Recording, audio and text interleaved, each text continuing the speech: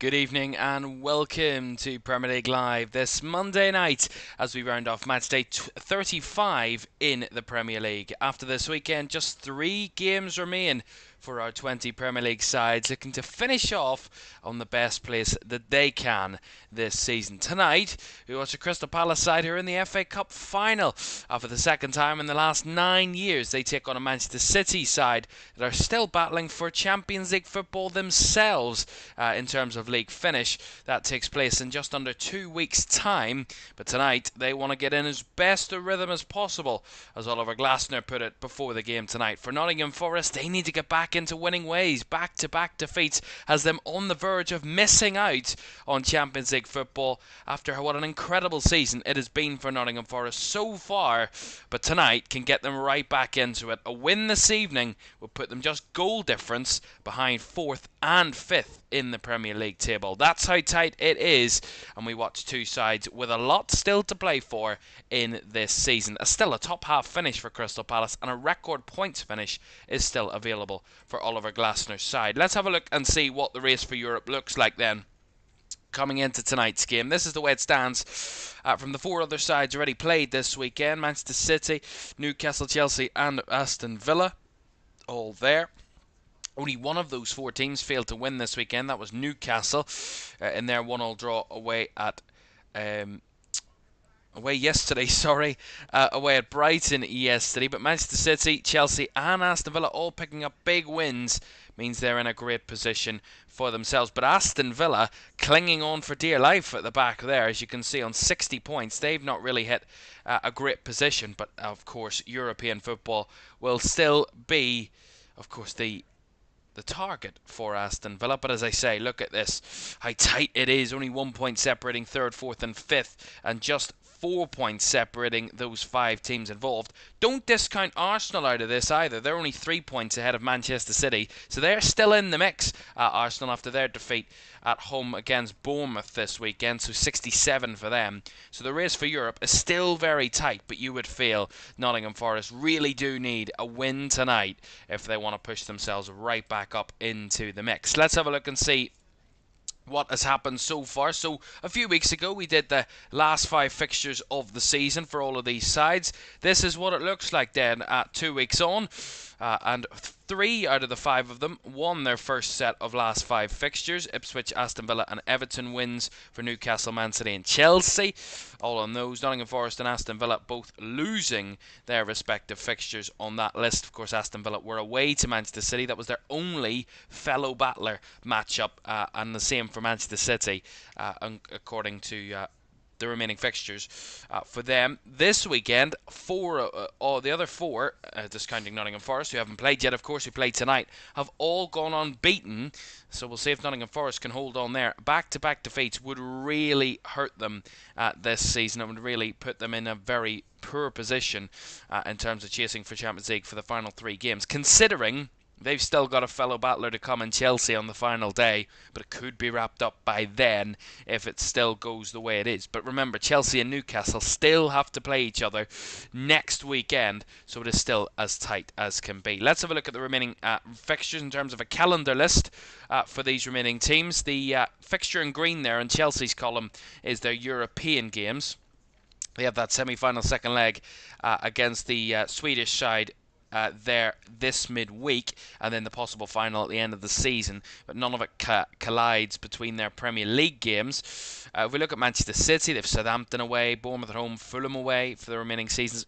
Sandwiched in between is that FA Cup final on the 17th of May. A good gap between Newcastle's games, however, they do have some big tough ones in there. Chelsea and Arsenal back-to-back will be tough for Newcastle. Chelsea, as I say, they've not got an easy fixture list as well. Trips to Newcastle and Nottingham Forest, and sandwiched in between that, Manchester United at home. Forest, probably, no offence to those teams they're playing, but in terms of the next 3, they're certainly the kindest fixtures that they could have asked for this one. two away games against good London sides, but sides that really have nothing to play for league-wise for the remainder of the season, and Leicester are already relegated at home. And then the final day might be a big one at home to Chelsea. And then Aston Villa, they've got the outside chance, but they don't have easy fixtures either. Away to Man United and away to Bournemouth, and then Tottenham at home. Despite Spurs and Man United having those Europa League fixtures to focus on, they will still be a tough task for Aston Villa when those games come around. That's the way it looks in terms of a tier list or a calendar list, and the days in between and the gaps in between those games as well for those respective teams. This is the way the Premier League weekend has gone so far. As we see there, all but one home side winning this weekend, and that was Arsenal. Were the only side to lose at home, shall I say. Every other home side were at least getting a point out of their games. Some close ones and some very interesting ones. Of course, Chelsea's win over the champions Liverpool yesterday. Brentford 4, Man United 3 was a cracker on Saturday or on Sunday afternoon as well. There. Right, that's the way the weekend's gone so far, but it is now down to the Monday night under the lights at Sellers Park. A FA Cup finalists Crystal Palace taking on European chasing Nottingham Forest. It is set to be a blockbuster under the lights here in the Premier League. Kick off, and we'll get team news for you when we come back.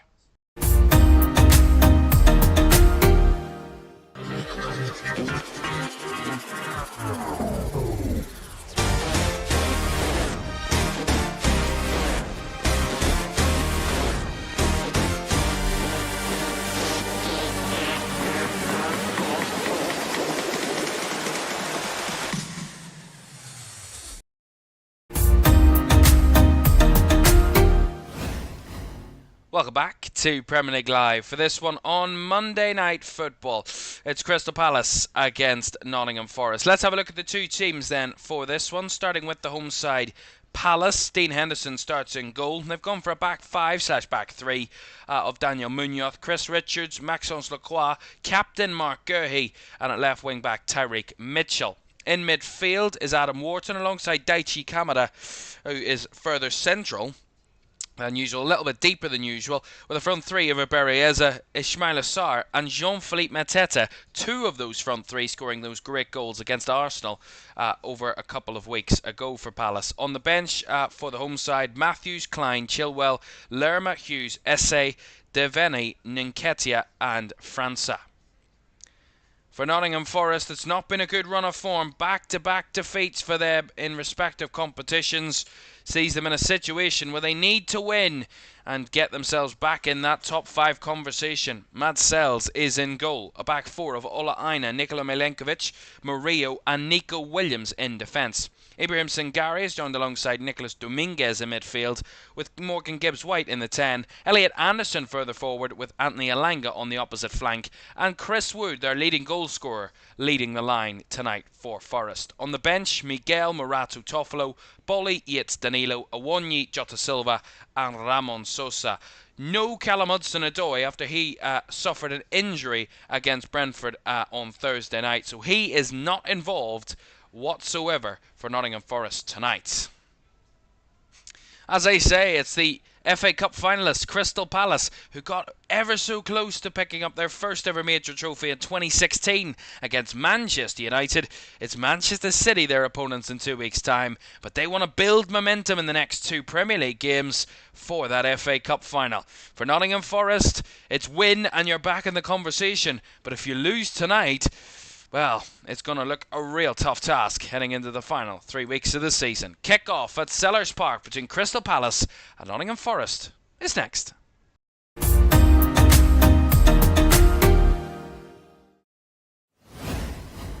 A very good afternoon, a very good evening to you. Welcome to Premier League Live this Monday night as we round off another Premier League weekend. Matchday 35 comes to a close tonight after a very interesting weekend this weekend. Of course, the champions losing. That interesting draw between Brighton and Newcastle. Newcastle, of course, the only of those other 4 sides that have already played that are battling for the top 5. That were failed to win this weekend, of course, so that was an interesting one, dropping points there for Newcastle. But they'll keep a close eye on this one tonight. for the team in sky blue are Nottingham Forest tonight. And they'll see kind of what team shows up and whether they really can give a fight to the opposition, because when their backs are against the wall, can they stand up and be counted, Nottingham Forest, or will they just not be able to get it done at the business end? They've been free-flowing all season and playing great football and been one of the top sides in the league this season. But are they going to do a Leicester and fall away as the final hurdles come into vision? It's Nicholas Dominguez that gets us underway. It's Crystal Palace in their home strip of blue and red. And as I say, Nottingham Forest in their away strip of that sky blue shirts and white shorts. Of course, Nottingham Forest in a position where their football was working so well for the majority of the season, and they were really struggling. Opposition teams were really struggling to get away through them defensively. They were so solid and so hard to beat, as Nico Williams has gone down under a challenge there. And he actually was the one that committed the challenge on Daniel Munoz, and I think he might have hurt himself in the process there, Nico Williams. Yeah, it just looks like Williams comes sliding in, but gets the ball cleanly, does Nico Williams, and Daniel Munoz might just go over the top of him and takes out the Welshman. He is back to his feet and okay, Nico Williams. Daniel Munoz, one of the top players in the Premier League this season, certainly in his respective position. Certainly one of the most highly rated, as Chris Richards wins the header. Wharton flicks forward, but Mateta couldn't reach. Forrest trying to get some early possession here. Oh, almost caught it at the back there was Murillo. And Williams has the ball stolen off him by Munoz, and then the through ball there from Wharton was cleared away. Palace trying to put early pressure on Nottingham Forest here. Forest break away down the left with Elliot Anderson, who gets seen out well by Munoz and out for a Forest throw. Some high tempo start from the home side there, really trying to put it to Nottingham Forest in these early moments. Going to press them high. Richards wins the header from another Forest throw in. As the ball bounces around, Richards comes in and collects. Clears away, but Forest nicely retrieve, and Williams flicks forward. Chested down by Wood, but had to just scrapple for it there. I bet Morgan Gibbs-White does find it. Finds Alanga, who finds Elliot Anderson. His shot was deflected well away. And then Aina had a hit from distance. Well closed out by Daichi Kamada. And now Mitchell tries to get Mateta on the move, but nice recovery from Ola Aina there. Recycles it back to his goalkeeper, Matt Sells. Very interesting start, very intriguing start to this game so far. Nottingham Forest, known so often for this season of their counter-attacking approach and defending deep and hitting teams on the counter-attack. And that's such threatening pace on the counter. It's been so hard to defend against for a lot of the season. Maybe it's just gone a little bit dry. As the saying is, maybe they've bled the well to complete dryness. That's not the saying, but as close to it as I can remember. Here's Anthony Alanga. Can't break away. Nice recovery there. Blocked by Maxence Lacroix. And Wharton finding Aberrieza. Nice little give and go there out to Tyreek Mitchell on the left side. Kamada finding Eza.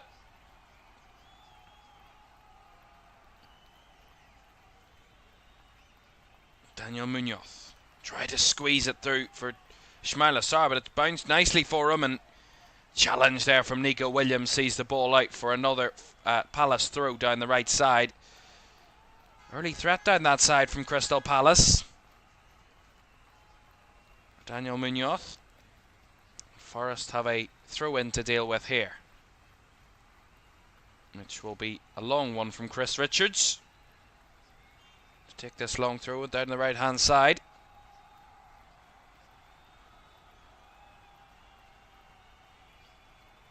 Richards long looping ball into the box, flicked on, and Wharton tries to head it on the half volley, and now Guhi shot blocked. Richards back in, And the shot from Lacroix is hit wide. That was all three Palace centre-backs involved there. Chris Richards, Mark Gurhey and Maxence Lacroix, all very high up and all getting good opportunities at goal. Adam Morton got the first chance that was not cleanly cleared by Nottingham Forest. Not convincing at all there. In the end, Lacroix's shot was wide, but only to the relief of Nottingham Forest.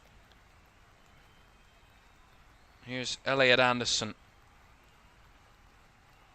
Of course, as I said, this is a must-win game for Forest tonight. You know, they find themselves with a 3-point gap out of the top 5. They will really struggle in the final 3 games. Not saying it's impossible, but they would struggle to get themselves right back in that conversation. Now, of course, Newcastle and Chelsea play each other next weekend, so that could be a crucial one. If Nottingham Forest do win tonight, they might get the chance to sneak back in. With both of those teams not able to pick up 3 points. And that'll be a must-not-miss game. Here's Ola Aina. Lovely little through ball. Finding Chris Wood, who does well, hits the ball off the Palace defender, gets a corner. Yeah, it was great work down that right side there from Nottingham Forest. It was actually nice from Murillo. Switches the ball out to the right hand side. Lovely little step in from Ola Aina away from Tyreek Mitchell. And then he threads the ball through the lines, finding Chris Wood on the last line of defence. And he drifts in behind, and as he tries to hit the shot, deflects off the Palace defender and behind for a corner. It was nice little play between the lines there from Nottingham Forest. It's Anderson to deliver this corner. Right-footed. Headed away by Ismaila Sarr. And now Berrieza beats his man. And he's trying to send Palace on a counter-attack. Ismaila Sarr was dragged down. And that's going to be a free kick to Crystal Palace. And it's going to be a yellow card for Nicholas Dominguez. And he gets the yellow card from our referee this evening, Andy Madley. Yeah, it's a pretty easily spotted one. It's not really sneaky from Nicholas Dominguez. You can see it all day long that he caught Ismaila Sarr on the breakaway. That was a great little individual header from Berrieza, and it just opened the space, and Palace started flooding bodies forward. Nicholas Dominguez with his 9th yellow card of the season.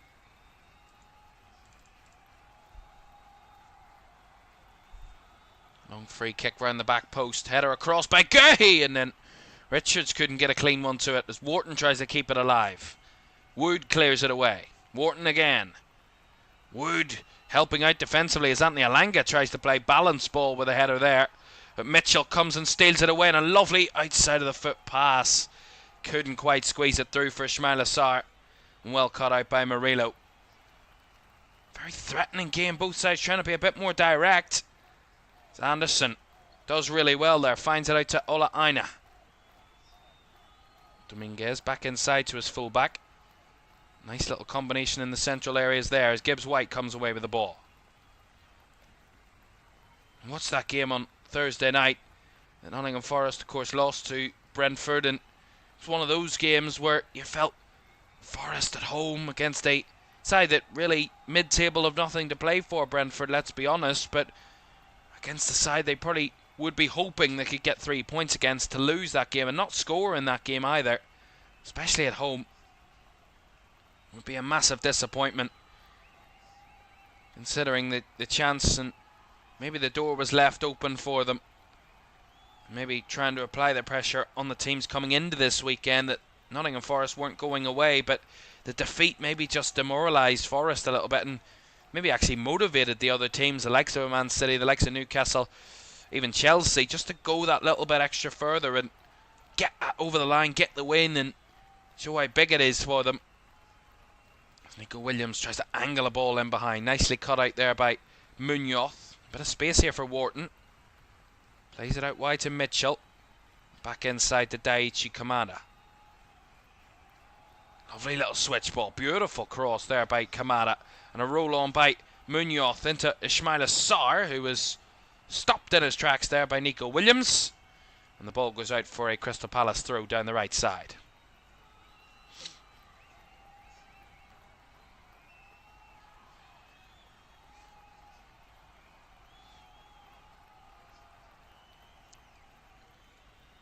think we're going to see another one of these long throws. It is. It's Chris Richards that's over there. See where the Palace centre-back can get out of this one. Richards. Long looping throw in. Headed away by Wood. Brought down by Munoz. Richards gives it inside to Daniel Munoz. Has to turn it back to Tyreek Mitchell. He will fizz it into the box again. But comfortably claimed by Matt Sells, who tries to set his side off on a counter. Aina down the right hand side. Lots of Crystal Palace bodies back.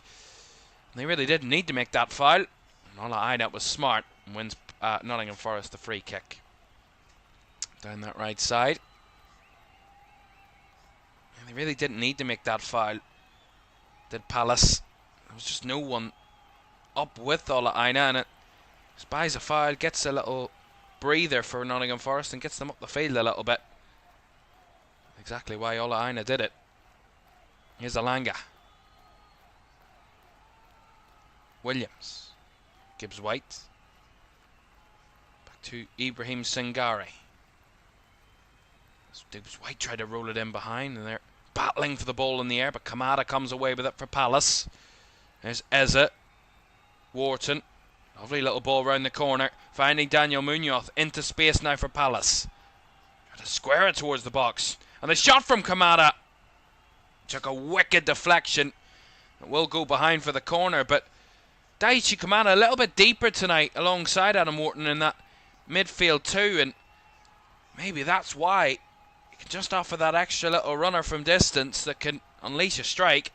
He's got a strike in him, Daichi Kamada, and he's won Crystal Palace a corner here on the right hand side.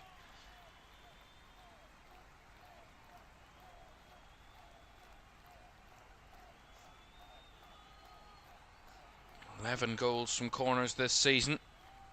It's the second most in the Premier League for Crystal Palace. Wharton to deliver. Flicked on! Bouncing around, it's still not away. Richards tried to claim it. And Forest somehow get it out of the box, but for a split second, Crystal Palace were in a world of good there. Nottingham Forest were in a world of trouble for a split second. So again, Maxence Lacroix wins a throw in down that right side. Again, we see this again. The delivery comes in. It comes off the head of Lacroix. It bounces around past Murillo. And it's a bit of space for Chris Richards. He doesn't claim it. And then Murillo's able to come across and block it. And then Richards just can't get a clean strike on it. He miskicks it the first time. Maybe just gets a little bit caught, not expecting it. And Daniel Munoz won another corner for Palace. Forest under the cosh a little bit here. Couple of good moments from Crystal Palace. Certainly the more threatening of the two sides so far in this one. Let's see if they can find that extra little bit of an advantage from this corner, Crystal Palace. Will be Wharton to deliver again. In swinger, right hand side. Flicked on. Cleared away. As Eza recycles it for Wharton. Back to Abere Eza. Can he get the cross in? He goes for the cross. A little bit low, unorthodox that one. It's kept alive as Wharton now flicks it around the back. Matera was closest, but Forrest can get it clear. And now Ola Aina can take it down and win the throw in there for Nottingham Forest. But again, Crystal Palace looking the more threatening of the two sides so far. Certainly getting into good areas. Certainly finding those spaces wide, especially down that right hand side for Oliver Glasner's side. As it stands in the Premier League era, Oliver Glasner is the man with the most points per game for a Crystal Palace manager in the Premier League era. So, as it stands, he's one of their best performing head coaches. As Wharton tried to break that one apart, couldn't quite hold it. It breaks to Nico Williams here down the left side for Forest. Onto Alanga. Back inside to Williams.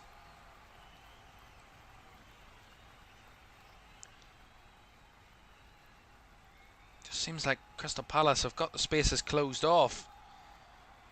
There's no room centrally whatsoever for Nottingham Forest when they're in possession, and Palace are more or less allowing them to go down the wings because they feel confident in defending that situation as Forest try that ball over the top. And that was nicely won by Mitchell. Cleanly cleared though. He has to do a bit of work. And that was nicely combined there with Kamara. And Henderson clears long for Crystal Palace. There's going to be a little push in the back there of Ismail Assar from Elliot Anderson. And a free kick to Crystal Palace. So far, Nottingham Forest have had more of the possession, but only 26% of their passes have been in the final third. Compare that to Palace's. Almost half of their passes so far have been in the final third of the opposition. Being more direct with it, Palace. Looking to get it forward quickly. And then try and work it out as they get to the final third. It's getting them a little bit of more joy in and around that area.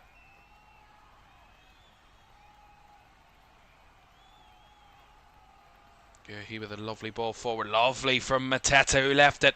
And Munoz now flicks it through. Ismail Assar couldn't quite get past his defender. He still got it though. Sarr up against Nico Williams. Elliot Anderson comes in, but Forrest just about lose out. And then Williams does win it back eventually. But again, there's just no room forward for Nottingham Forest. Every time they do nick the ball back or have a glimpse of getting it back, Crystal Palace just break it apart again. There's no manoeuvring space whatsoever for Nottingham Forest. Every time they get on the ball, the press of Crystal Palace is so intense that they're so kind of high up the field. There's just no gaps. No space at all for Nottingham Forest to try and break out. And I guess that's kind of the idea from Crystal Palace. Oh, that was a weak pass from Gerhi. Or Lacroix, sorry. And Nottingham Forest have it back.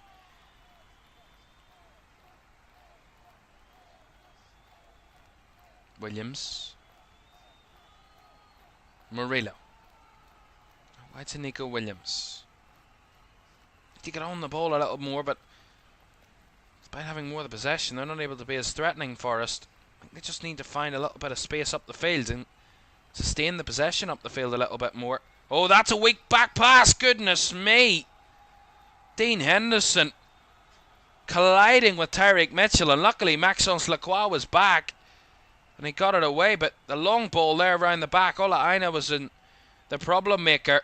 He caused the pressure. Tyreek Mitchell tries to head it back to his keeper, who then just tries to ends up colliding with him.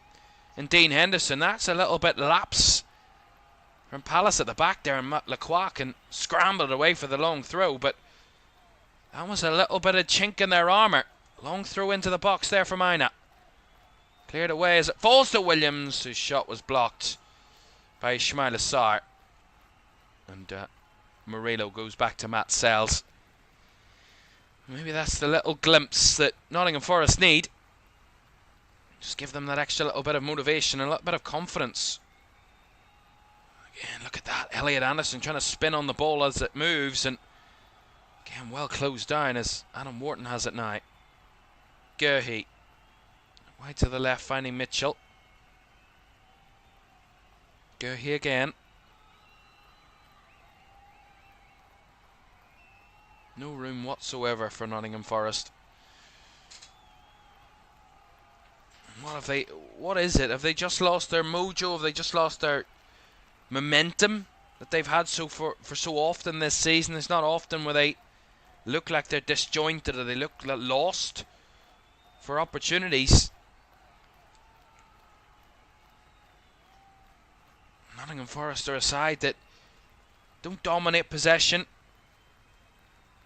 They've actually been so remarkable with how little of the possession they've had and how fruitful and how kind of attacking minded they've actually been, despite having such minimal amounts of the ball all throughout the season.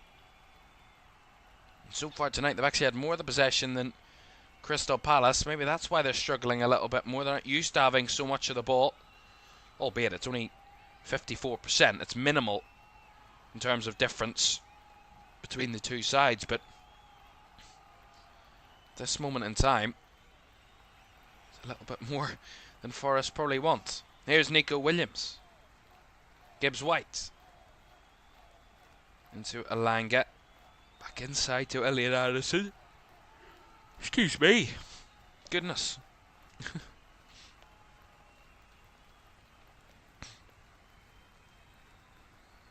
Nice little through ball there to Anthony Alanga. Carries it wide, finding Nico Williams on the overlap. Williams tries the early cross. Completely miscues it. It goes behind for a goal kick to Crystal Palace, but there's a little glimpse there of what Forest can do from the wide area. Nice little combination between Anthony Alanga and Nico Williams, but again, it's offered nothing. And the cross obviously was really poor, but again, just didn't look that threatening whatsoever. Jesus, excuse me. 20 minutes gone here at Sellers Park. Crystal Palace 0, Nottingham Forest 0.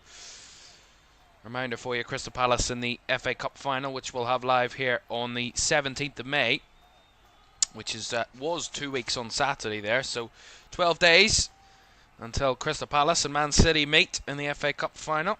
Nottingham Forest, well, they were knocked out by Manchester City in the semi-final of the FA Cup at Wembley.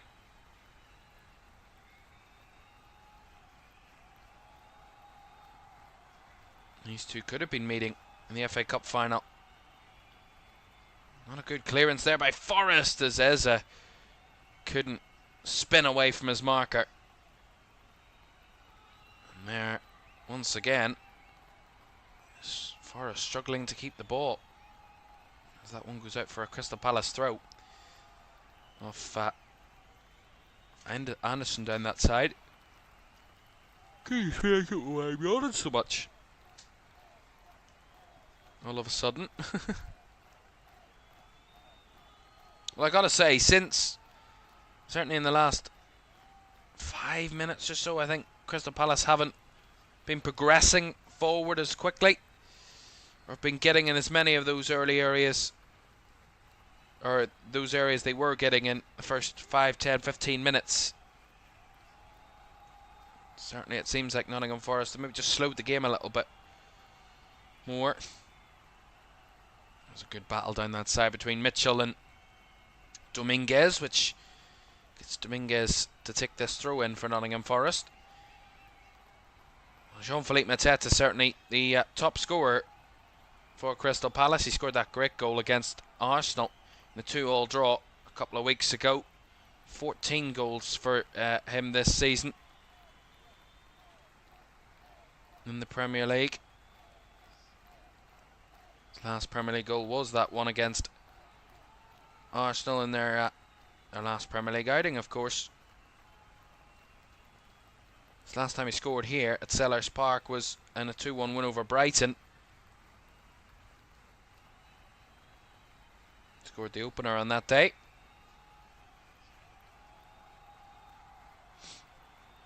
And there's no doubting the other number 9. He's not the number. It's not his number 9. This is the number 11 for Nottingham Forest, but he is the number 9 in terms of the positional sense. Chris Wood, he's their highest scorer, of course. 19 Premier League goals this season. Quite a remarkable season for him.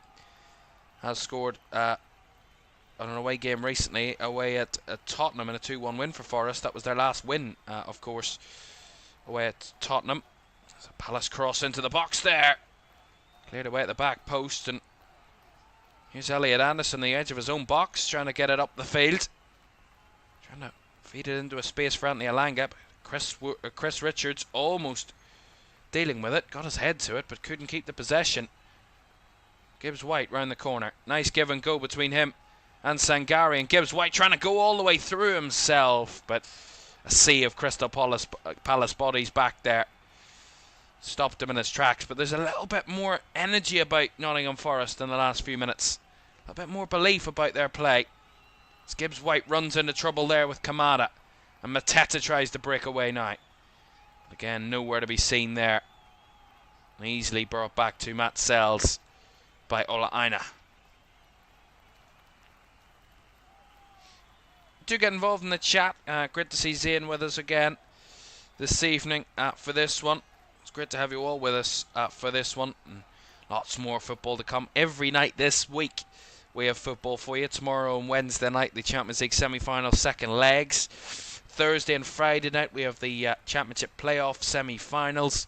And then, of course, next weekend, a bumper weekend of action as well in the Premier League. In the third to final game week of the season. We've got lots of action to come for you over this weekend to come. You'll not want to miss it.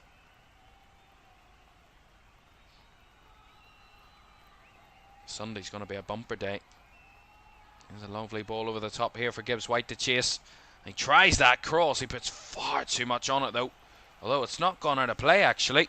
Wharton does well to cover over in his own box and get it away from possible danger. Murillo takes it down nicely on the clearance though. Nice link up with Chris Wood from Dominguez and Sangari now. Dominguez again. Inside to Elliot Anderson. Dominguez down the left. Has to come back inside again. As Palace have bodies back. Out wide it goes to Alanga. Sangari. Over the top trying to find Chris Wood. Cleared away by Gerhi. Munoz. Under pressure here from Alanga. Gets rid of the ball. Forest were able to retrieve. It's a little bit better from Nottingham Forest. With a pen Crystal Palace in now. Trying to find those threatening balls in behind and over the top. Certainly said Chris Wood off he runs. Excuse me. Goodness. Lovely little run there from Alanga. Fed in by Nico Williams and Alanga's ball across. Bobbling the way through. And it went all the way through Chris Wood and Dominguez that were chasing in. A bit sloppy from Crystal Palace in the last few minutes. Elliot Anderson through the lines, finds Gibbs White, rolls it on to try and find Wood, just a little bit wayward as Mitchell gets rid. Again, it just seems like Palace under a little bit of pressure now, and Nottingham Forest might be coming into their own here. After a little bit of early pressure. And Nottingham Forest had almost conceded so early on from a corner.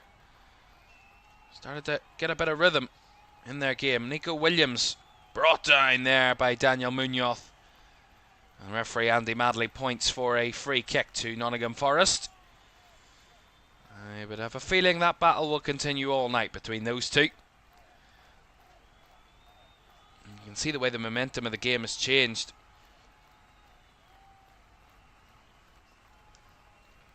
Crystal Palace looked the more threatening of the two sides in the early moments. Since that last 10 minutes or so, it's been Nottingham Forest that have slowly grinded their way out and got into the game and settled a lot better. Starting to find those threatening balls in behind. Be a lot more of a problem to Crystal Palace defensively. As Gibbs White and Alanga are over this one. Alanga goes away. Gibbs White rolls it to Elliot Anderson, who tries to curl it towards the box and overhits it. Goal kick. Yeah, not a. I mean, if it was rehearsed, it wasn't well rehearsed. That free kick, if it was straight off the training ground, I'd say give them another couple of hours training it, because that was certainly not great from Nottingham Forest there. As we see Callum Hudson-Odoi, who is currently out injured, hamstring injury, picked up against Brentford. At the moment, he's in with the Nottingham Forest fans in the away end here. First time I've seen that ever. An injured player, 3 or 4 days after he gets injured, sitting with the away fans. Very interesting. He very easily could have been sitting with behind the bench or in and around that area, but decided to sit with the fans and soak up the atmosphere, hoping for a big away night here at Sellers Park are those Nottingham Forest fans. Their away form isn't too shabby either. It's pretty good this season for Nottingham Forest. Only Arsenal and Liverpool have picked up more points on the road than Forest this season. 9 wins, 2 draws and 6 defeats on the road this season. And only Liverpool have won more away from home than Nottingham Forest. Arsenal only 8 wins on the road, Liverpool 11. Nottingham Forest with 9 away wins on in the Premier League this season. For Crystal Palace, they're quite mid-table in terms of their home form. They haven't won enough home games. I'm sure Oliver Glasner would say only 5 of their 17 home games they've won. As Elliot Anderson breaks away here from midfield, finding it out wide to Alanga.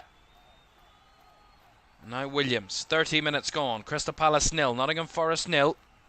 Williams chips it towards the box. The head on by Dominguez, didn't have any direction on it. It just popped up in the air and allowed Palace to clear it away. As Mateta tries to pin this one up. Trying to hold it up and a bit frustrated there, Jean-Philippe Mateta. I think with the referee. But Palace get the throw in down the left side. See it again. It's Nico Williams drifts it into the box. Nicely weighted, beautiful. And Nicolas Dominguez, if he gets a direction on that header, it could have been a threat. He just kind of bounces off the top of his head and allows Crystal Palace to get the clearance on the rebound. Eza. Rush hour traffic there with many's a body around him. Couldn't find a way out. Not even a Berrieza could squeeze through that. Here's Nico Williams.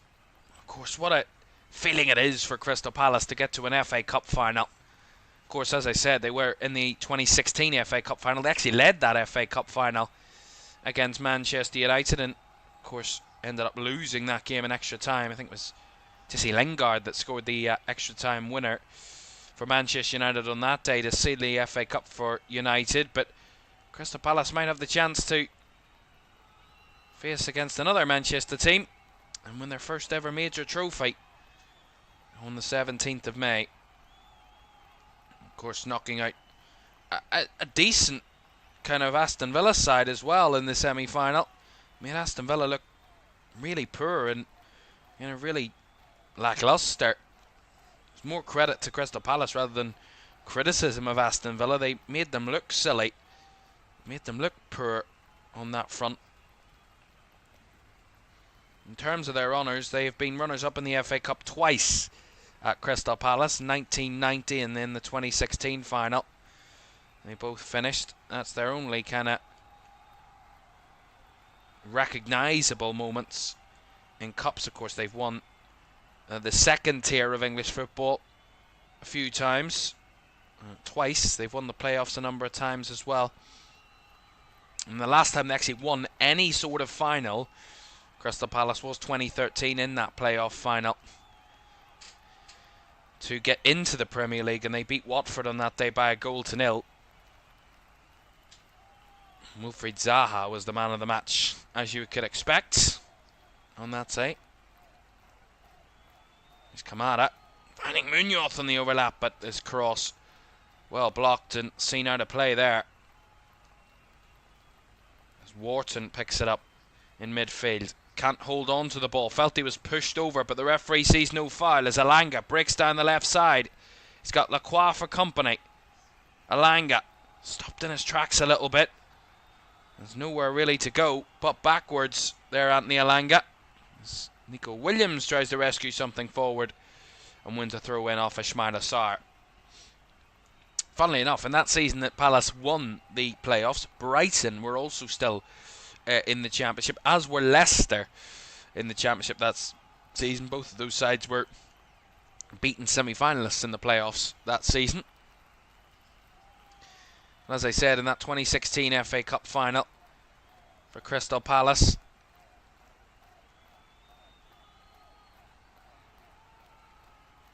if I can get it up. Oh, hold on a second, because Daniel Munoz might be breaking forward here for Palace.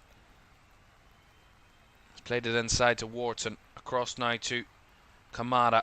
Down the left-hand side for Mitchell, who will whip across in. Ismail over the head of Sarr. And Munoz shot blocked. And saved by Sells. Sarr again. Munoz again. Couldn't get the cross in. Cleared away. And the shot from distance there from Daichi Kamara is over the bar. That was better from Crystal Palace. Good work from Munoz down that right-hand side. He squared it across to Wharton. Wharton found it across to Daichi Kamada. And it was Mitchell's cross from the left-hand side. Absolute beauty of a whip ball over the head of Ismail Assar. Perfect for Daniel Munoz, who hits his shot straight at Matt Sells. On the volley as well from Daniel Munoz. And that's unlucky for him. A bit fortunate there for Nottingham Forest. A little bit caught out there. They want to return the favour. Nice give and go down the left there between Gibbs White and Alanga. But as Alanga tries to break to the byline, runs out of pitch. Goal kick. But as I was saying about Crystal Palace, and of course getting to that FA Cup final in 2016, it's some tough opposition on that run as well. Southampton, Stoke, Tottenham, Reading. And then they beat Watford in the semi-finals by 2-1 on that occasion.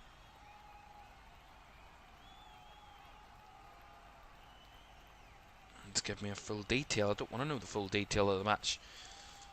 Well, of course, as I said, Palace scored in the 78th minute in that one to take the lead. Man United then equalised, and then Jesse Lingard, of course, scored the extra time winner to seal the deal for Manchester United on that day.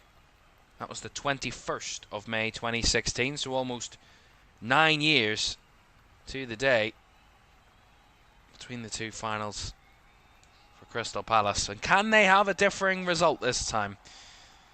I'm sure they're very much hoping so.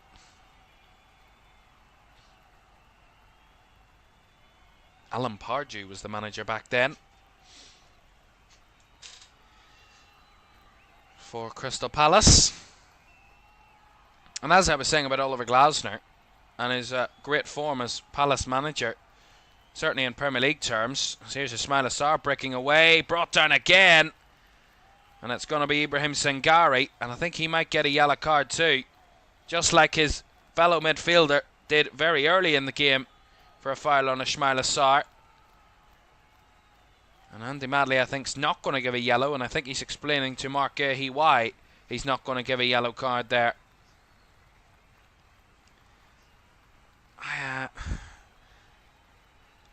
I mean, I understand that Sangari is going for the ball. He's not too far away from the ball, but he doesn't get the ball, and he does stop a promising attack. So I can understand why the Crystal Palace players are a little bemused as to why he didn't get a yellow card. And Mark Gahey is making the same point to Andy Madley, but no yellow card for Ibrahim Sangari. Just a free kick to Crystal Palace.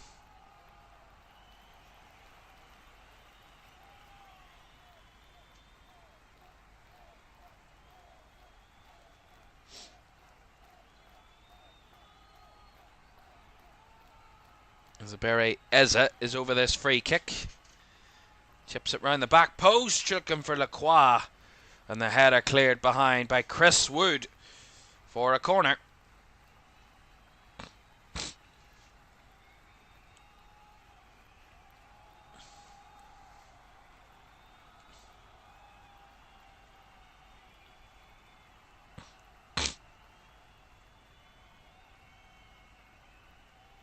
I'll tell you a keen stat on Oliver Glasner very shortly.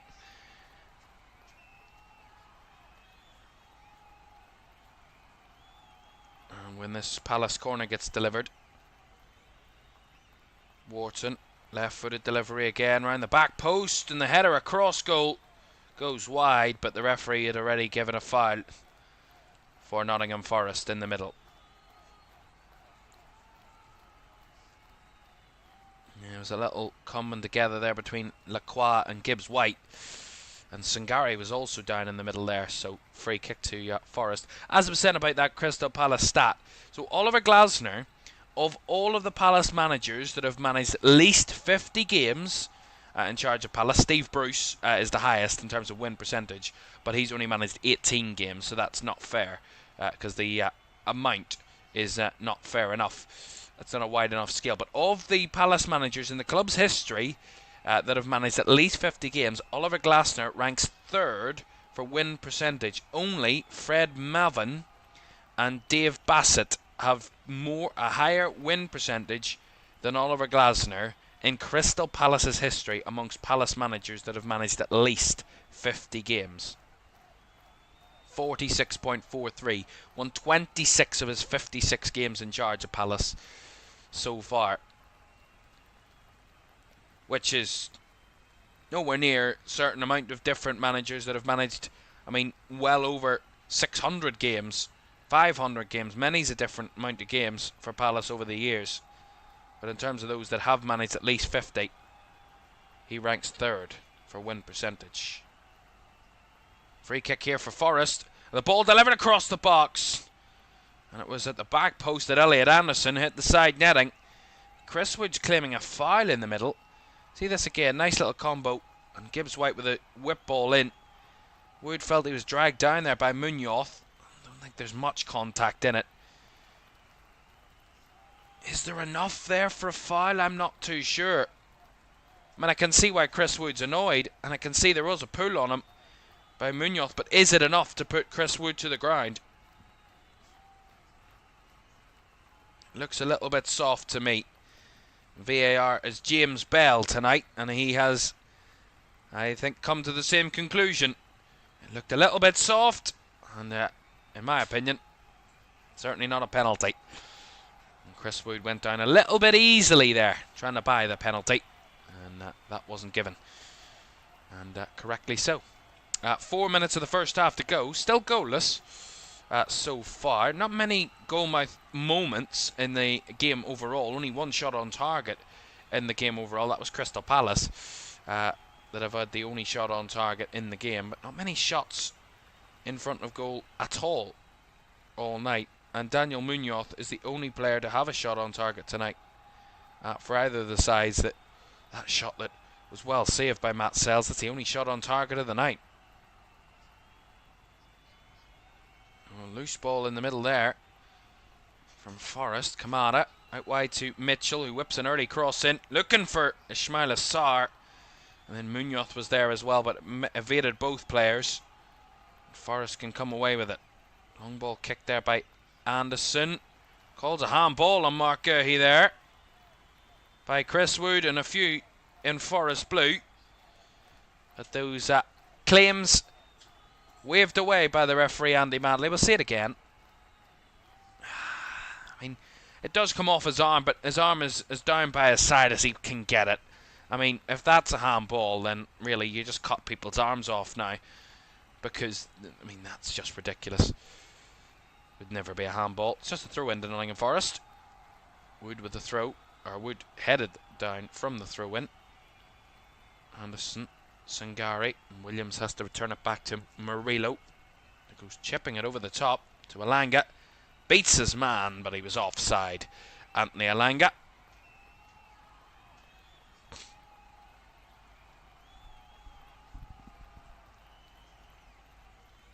Well, if I was Nuno Espirito Santo at half-time, I would be fuming in the fact that, you know, are your side throwing this chance at Champions League qualification away?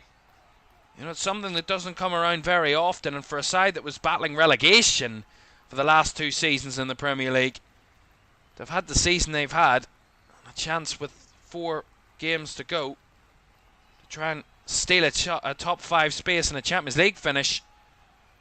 Throwing it away here as Mateta has a shot from the edge of the box, well blocked. Gibbs White spins into space. Dominguez has a 3-on-3 here for Forest, and it's fed beautifully through to Chris Wood, and now across to Anthony Alanga. Great save by Dean Henderson. That was lovely from Nottingham Forest. Back to what they usually conjure up on the counter. Lovely from Morgan Gibbs White. Spins Daichi Kamada, feeds Nicholas Dominguez into space, rolls it out wide to Chris Wood, who squares it back across to Anthony Alanga, and then hits it with the left foot. And Dean Henderson makes a very good save. That's their first shot on target of the night, and their first real glimpse of a threat, a massive, massive goal threat for Nottingham Forest. It's come in the 44th minute of this game. That's a little glimpse of what Nottingham Forest want to do and what they've been able to do all season, but haven't been able to do it on a consistent basis in the last number of games.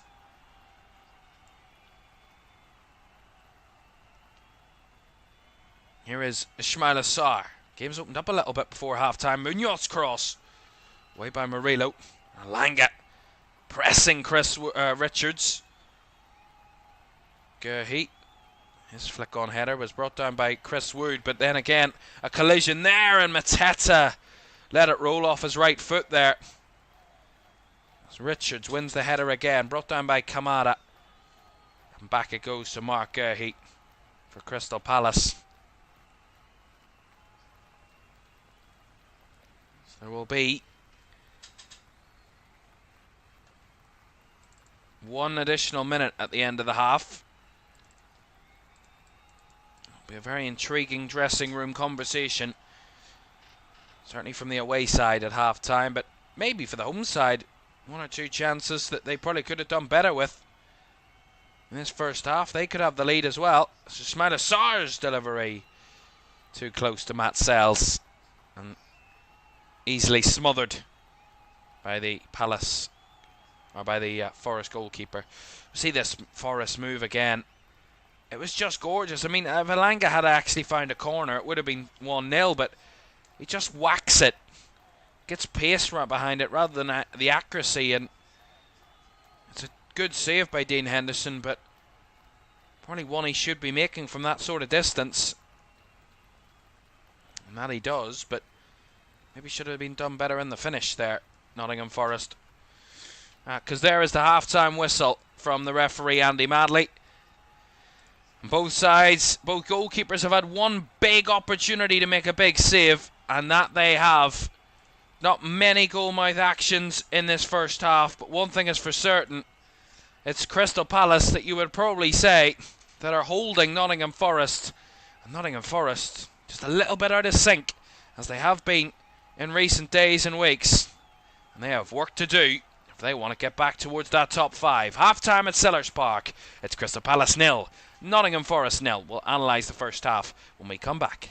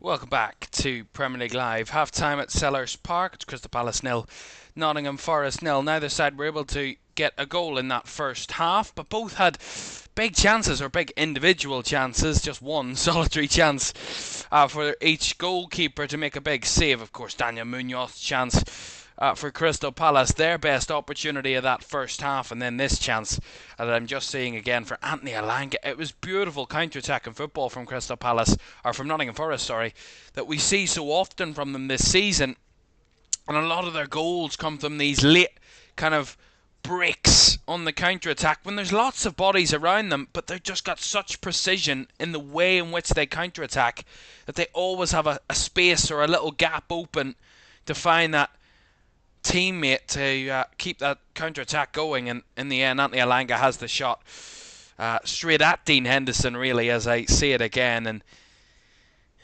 yeah, it's a big moment, and that's exactly what Nottingham Forest want to do, and they only done it once really in that whole first half with that Anthony Elanga chance. They weren't able to do it on a consistent basis, and when they do it, usually they're clinical with it.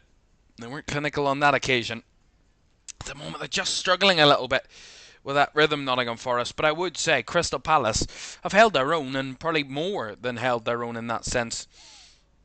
Despite both sides only having one shot on target, Palace have had 9 shots in that first half. So they've had good receptions, good kind of hold-up play in the final third, and getting the ball forward better than Nottingham Forest in that first half, and on a more consistent basis. And, you know, again, if one of the two sides were in better shooting positions, or even more clinical with their chances, they could have the lead in this first half. But at the moment, it is still goalless between these two sides. So nothing to split them just yet. And that really does impact Nottingham Forest, because if we can show you the live table, which we have to reload to get the live table.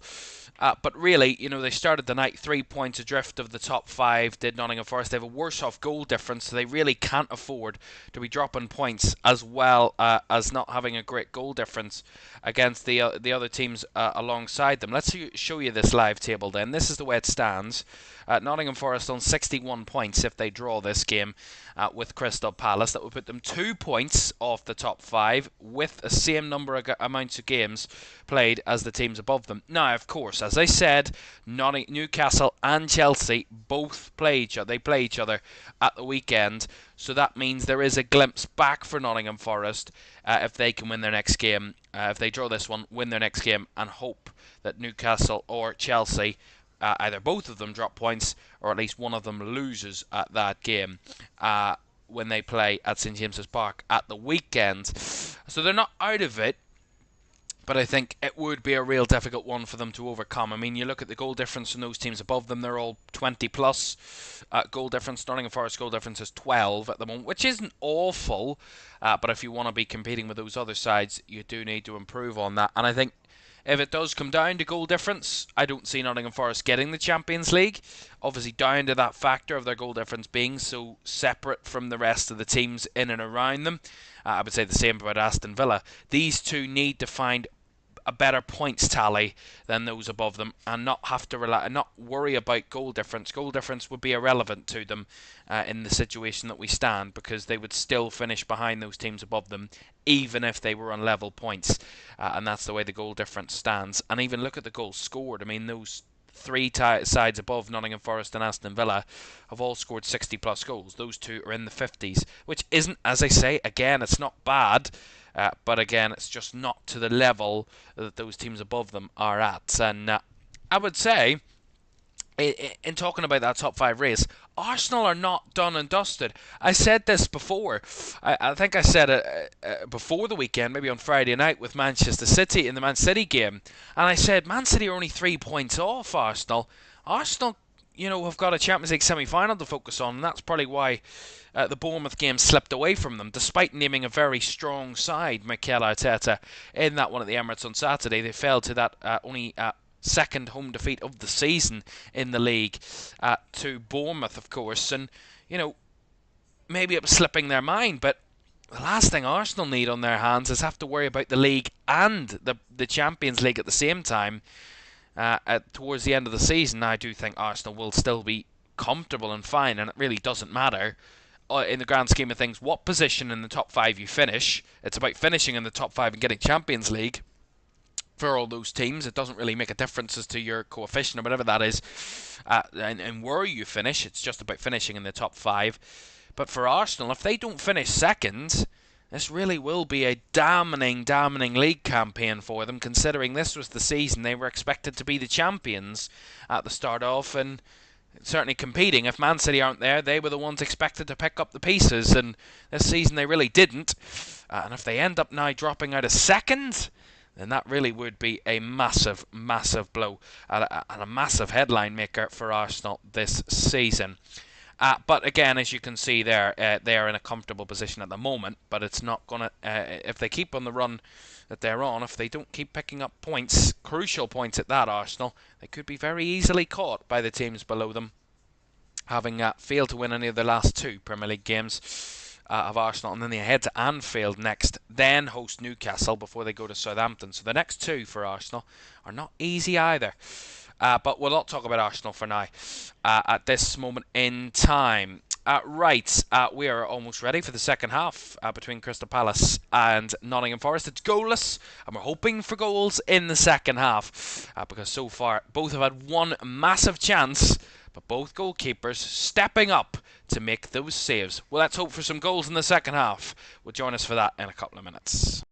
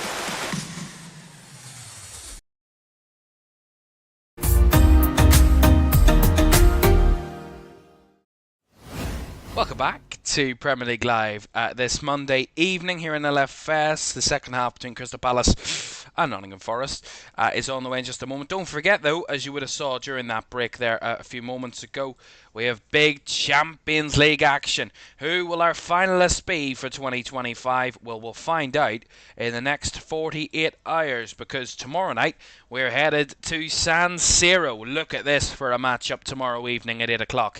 Inter 3, Barcelona 3 from the first leg. An absolute classic, as the title of our highlights was Clásico Calcio Chaos. Of course, the twist on the Spanish and Italian languages. So we're at San Siro tomorrow, and 3-3 from the first leg. Looking forward to that second leg tomorrow. And then on Wednesday night, it's PSG 1, Arsenal 0 from the first leg. Can Arsenal turn it around? And can they get back? And hoping to get to their first Champions League final in 19 years, and only their second in their history. That would be the same for PSG, only their second final in their history and their first in 5 years. We'll see what happens there when those 2 games take place later on this week. Kickoff at Sellers Park is on the way next.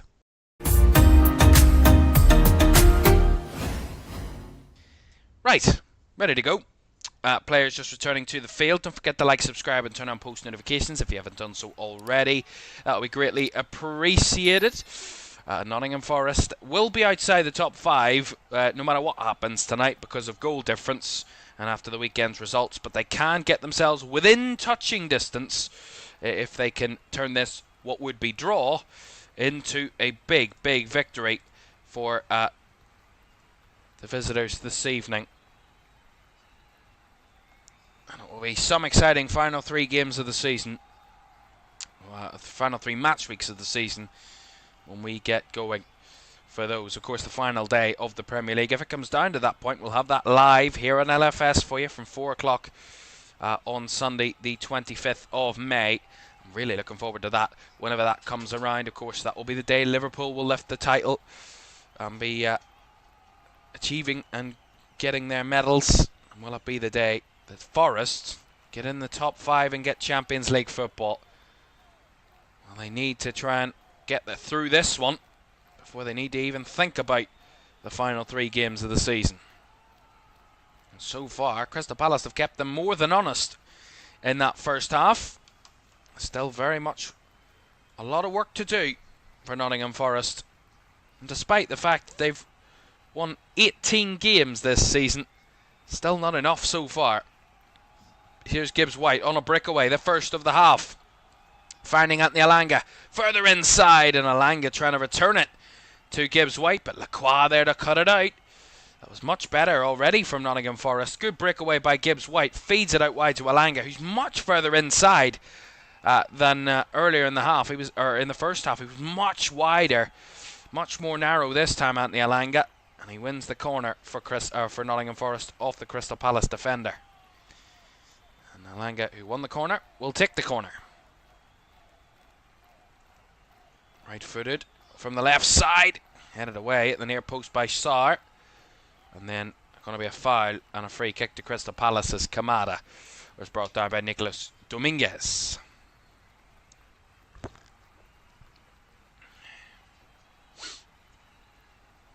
Well, that was another positive sign for Nottingham Forest, that they can certainly get themselves into gear, get this result tonight.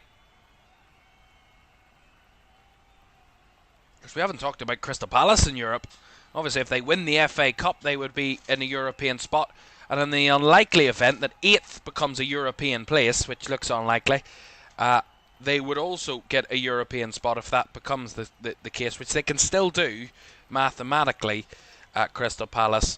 But that looks unlikely that they would get 8th. So FA Cup final, the win in the FA Cup would be their route to Europe for Palace, which would be some feat for this club. As here's Ismaila Sarr squaring it across. Mateta couldn't reach it, and Kamada couldn't keep it alive as Forrest scramble it away. Not very far though as Berrieza gets it. Wharton, Sarr, now Berrieza on the right hand side here, whipping the early cross in, and Ola Aina tried to shield it away, but actually gives it right back to Palace with Mitchell. Kamada inside to Lacroix, and across now to Chris Richards. Down the right side for Munoz, flicks it forward, but flicks it out of play off a Forest defender. Gets the throw in. Eza. Kind of clipped that there. It was a Berrieza by Elliot Anderson, and a free kick to Crystal Palace.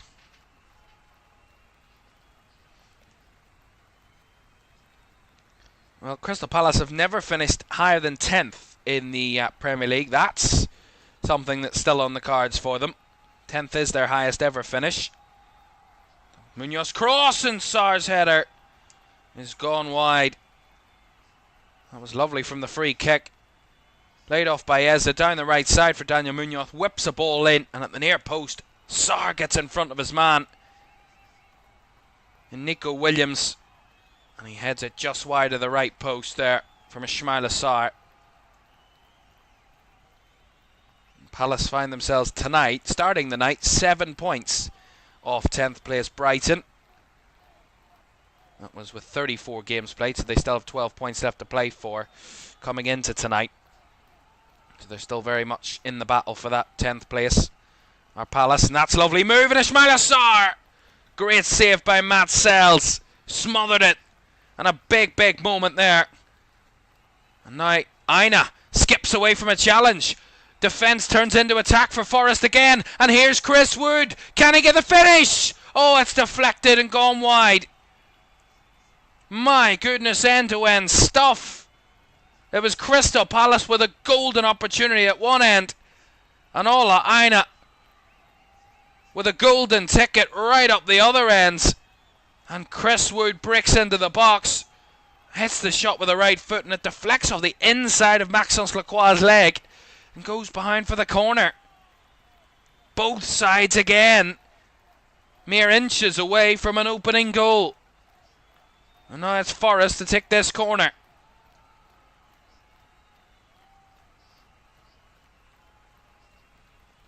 Right-footed delivery. Bounce down. And Wharton can hook it away. And now Daichi Kamada. There might be a break on here for Palace. And the ball from Daichi Kamada was well shielded and well dealt with by Ola Aina.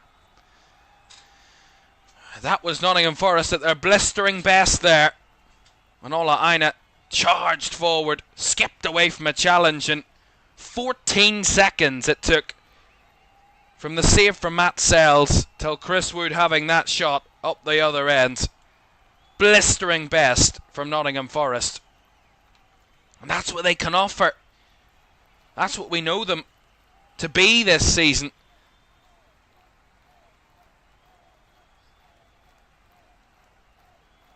A little more end product from both sides, and this could be a real thriller. Chip ball into the box there, but too far ahead of Chris Wood. I think it was Sangari that got the delivery in. It was just slightly ahead of Chris Wood.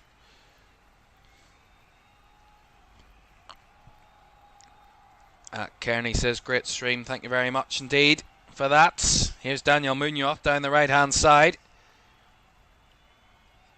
Linking up with Ismail Assar. Inside it comes to Daichi Kamada. Down the left hand side to Mitchell. A bit more room here for Palace. Mitchell. There's a break past Nicolas Dominguez. Will be a Palace corner off Dominguez.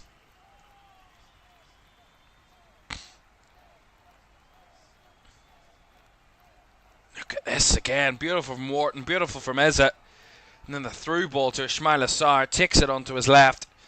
And the shot well saved by Matt Sells in the Forest goal. Very good claim. Made himself as big as he could. Now Palace have a corner. Delivered in and cleared away at the front post by Nico Williams.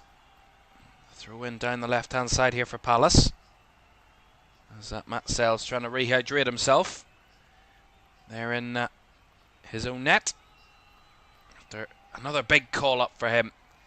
And now it will be a long throw here from Chris Richards down the left side for Palace. Long into the box. Drops down, it's flicked across. Cleared away from Elliot Anderson. I really don't know what to make of this. It's a bit end to end. I don't think either side are controlling it. And that's a lovely little combination there. Lacroix to Eza. And the cut back across to Mateta was well blocked. But again, both sides trying to find gaps in each other's defence. And they're finding space now. There's space everywhere on the field. It's a real scramble. It's like a Sunday League game. No control from either team.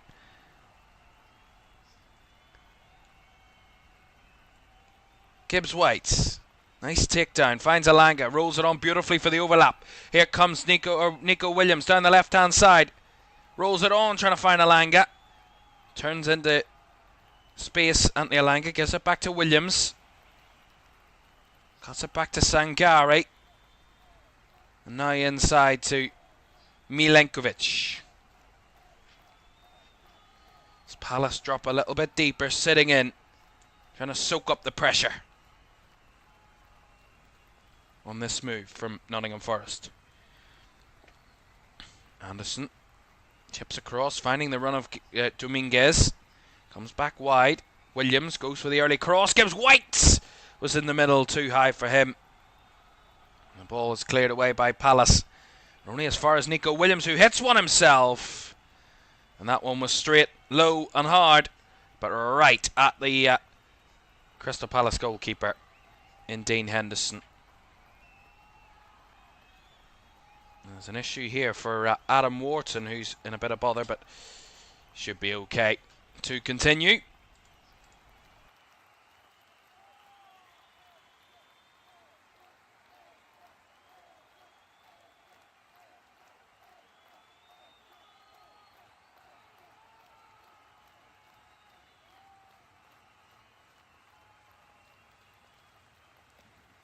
Just see that moment that might have affected Adam Wharton there. Kind of as he reversed the ball, he kind of caught with his opponent. Well, there's a glimpse of the England manager, Thomas Tuchel. Certainly have a keen eye on Adam Wharton. Certainly maybe the type of player that England might need in that midfield. A quality player, Adam Wharton. Certainly since his move to Crystal Palace. Young 21-year-old. Was in the Blackburn Academy. Came through at Blackburn and then joined Crystal Palace in deadline day of the January window last year in 2024.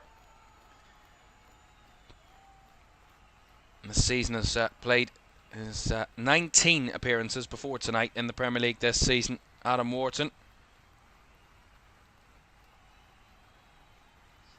Sarr with a cross and Mitchell brought down. Is it going to be a penalty? No. Referee completely immoved. And Nottingham Forest can clear it away.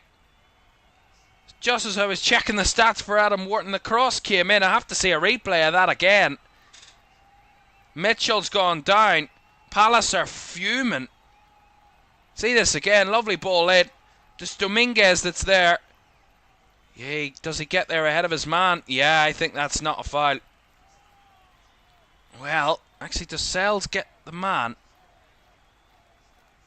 Oh, well, actually, do you know what? It's not Dominguez that makes the foul. It's actually the goalkeeper, I think, that makes the foul.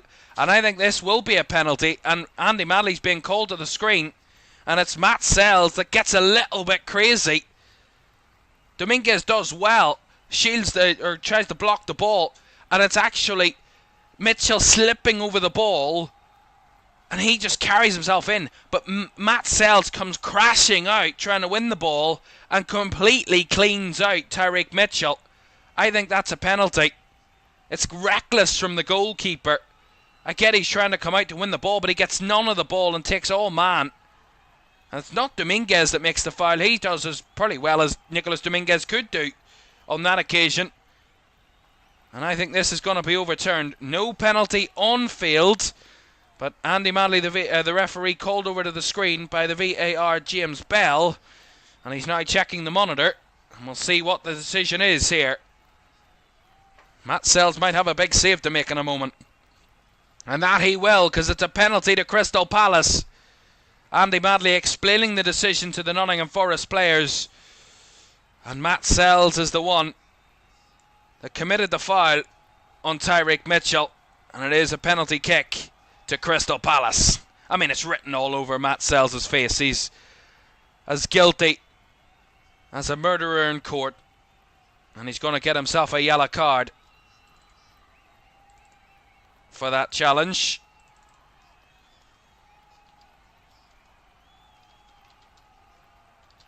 His fourth yellow card of the season for the goalkeeper.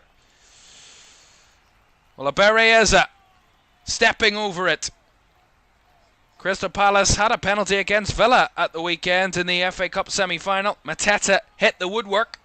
Bereza, who scored against Aston Villa at the weekend, can he find the net from the spot and put Nottingham Forest in a whole world of trouble in terms of chasing for the Champions League? It's a Bereza. Well, the referee has to sort out one or two issues before this, with players looking to encroach.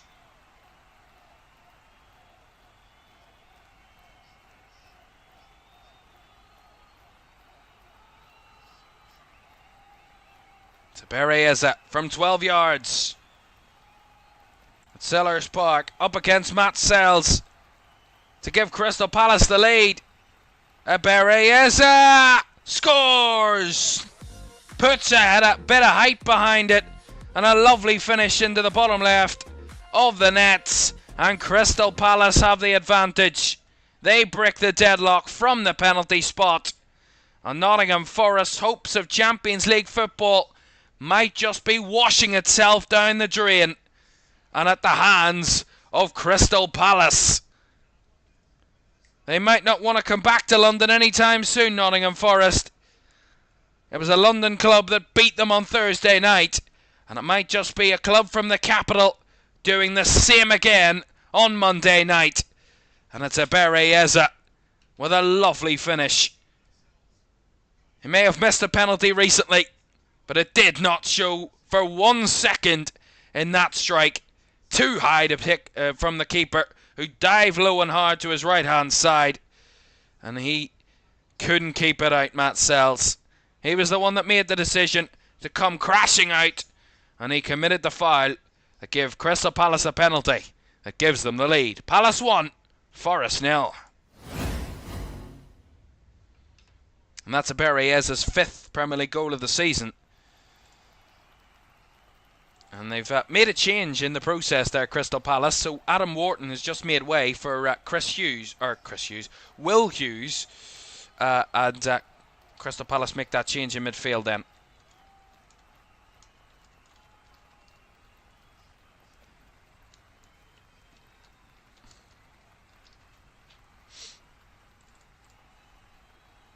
Another real battler, Will Hughes. That's got the home crowd going now. He's got experience on his side, Will Hughes, a 30-year-old. It's actually his 30th appearance in the Premier League this season, so he's got a vast amount of experience this season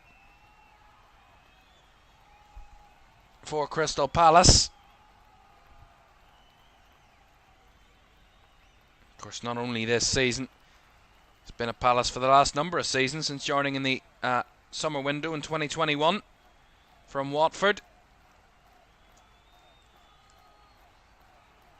He's brought that air of experience to this Crystal Palace side over the last number of seasons, and he'll want to do the same again tonight.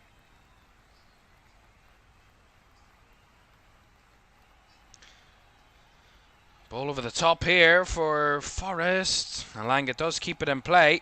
Oh, and Nico Williams was brought down right on the edge of the box there by Daniel Munoz. He's lucky that wasn't inside the box.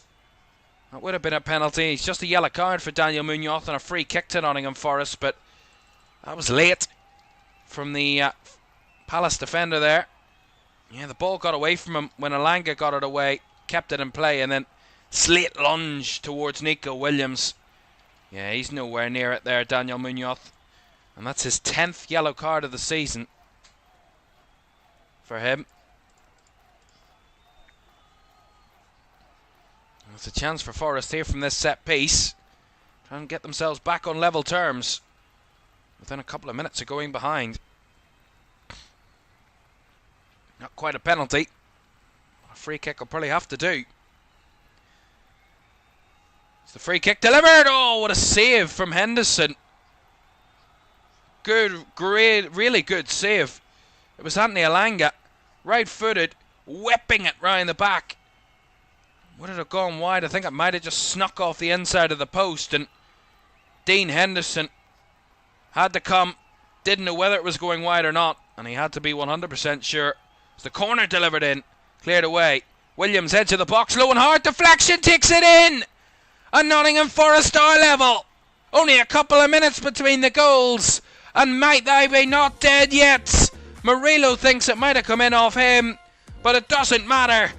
Whoever it came off, Nottingham Forest have got a leveller. Crystal Palace 1, Nottingham Forest 1.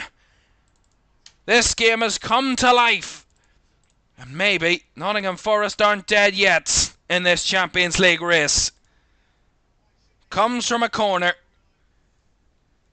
See it again, delivered in by Elliot Anderson, cleared away in the first phase. It's brought down by Williams, who has the shot from the edge of the box. And whether it takes a deflection off Murillo or not, I'll have to see again. It is. It's a toe poke. Facing away from goal. It's surely a fluke of a goal, that. I mean, it's bizarre. It's absolutely bizarre, but I'm sure Nottingham Forest don't care what way it goes in. It's the fact that it did go in that is the most important for them. Crystal Palace 1, Nottingham Forest 1. And that might be just a massive goal. And Ramon Sosa has come onto the field, replacing Nicolas Dominguez, just as Forest scored.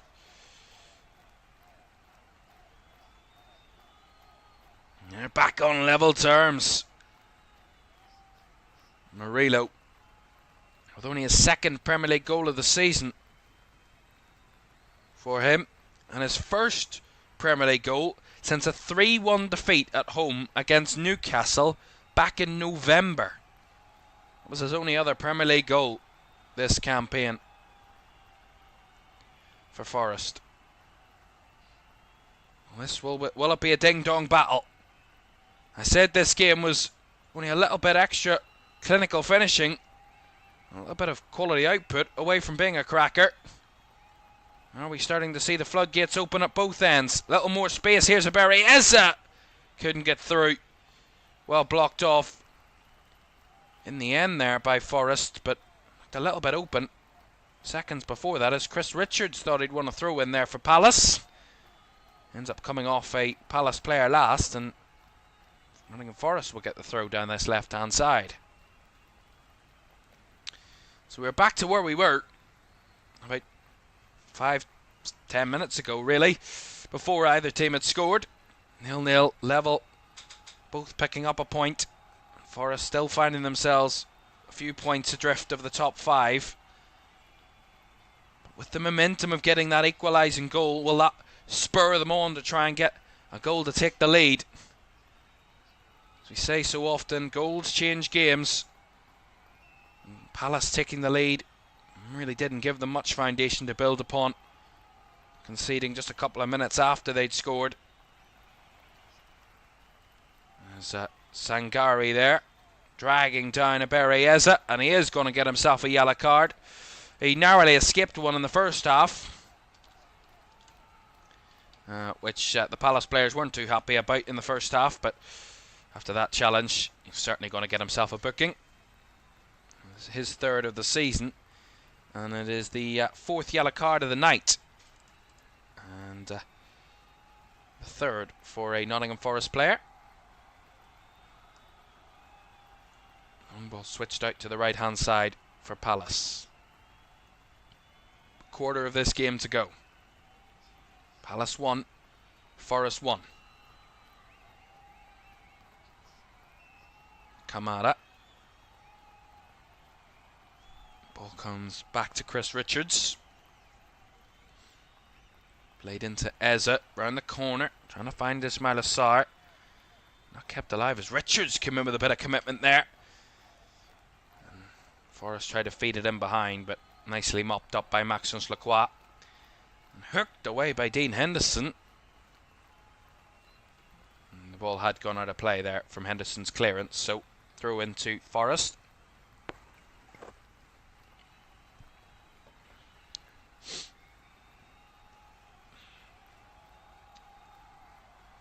Nice little turn on the ball there from Elliot Anderson. As Ola Aina was trying to fight for balance there as he broke forward. Linking up with Anderson, who whips an early ball in. Half cleared at the back post by Munoz, and Hughes gets clear. And this might turn into an attack for Palace, because here's a Berrieza jinking away from his man. And another. And there's a space now. Gets a bit of support. Gives it wide to Munoz. Trying to feed it in. Cleared away by Murillo. And maybe Palace trying to catch Forest and play them at their own game there. Hitting them on the counter. Throw in here on the right hand side. Linking up there was Munoz and Sarr, and Munoz tried the cross. Blocked by Nico Williams. And I think that will come for a corner to Crystal Palace.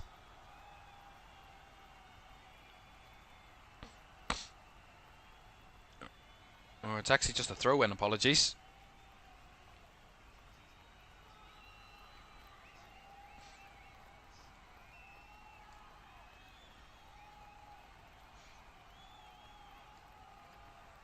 see what Richards can do. Long throw into the box. Closest to it was Gerhe, but cleared away by Forrest. Hughes gives it back out to Richards, who whips a ball in. Some ferocity, that. It's brought down on the far side by Sarr, who clips it off Anthony Alanga. Wins Crystal Palace a corner. Nice response from Palace to conceding that goal. Responded a little bit better to conceding a goal rather than to when they scored the goal to take the lead. Bereyeza to take this corner.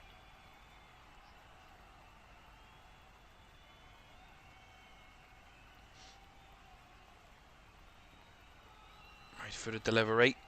Flicked on at the near post and away by Forrest. Not very far though, as Kamada takes a little jink, tried the shot. Took a deflection.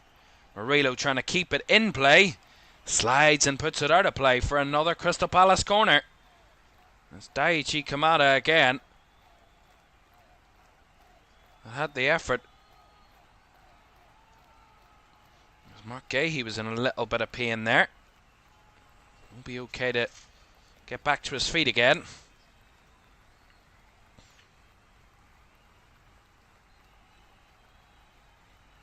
Go all to the back post there, the Palace players. It's Hughes to deliver from this right-hand side.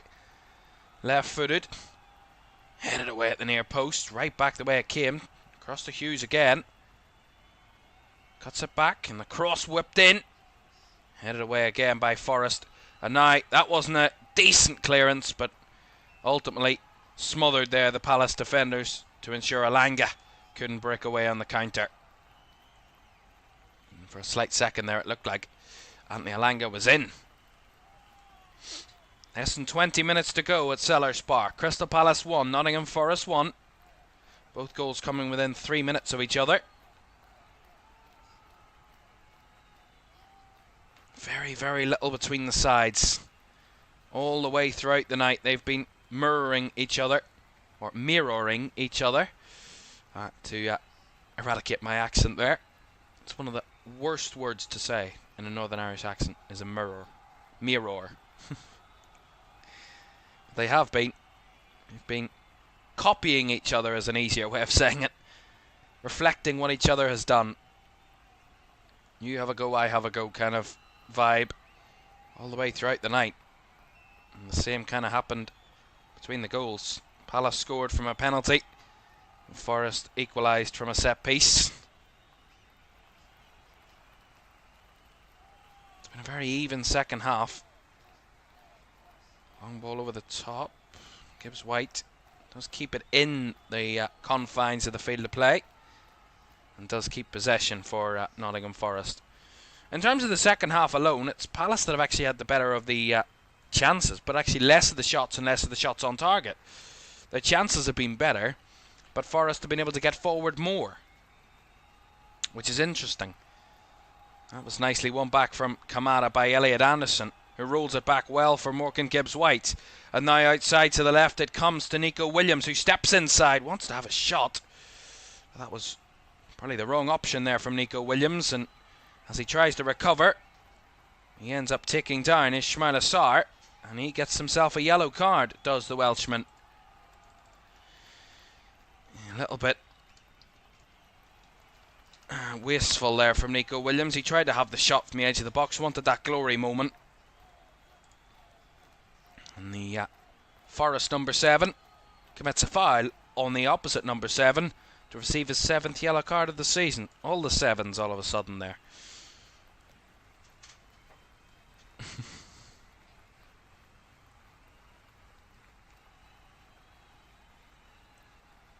Now, obviously, of course, Palace's XG in their stats would be slightly swayed by the fact, of course, they scored a penalty.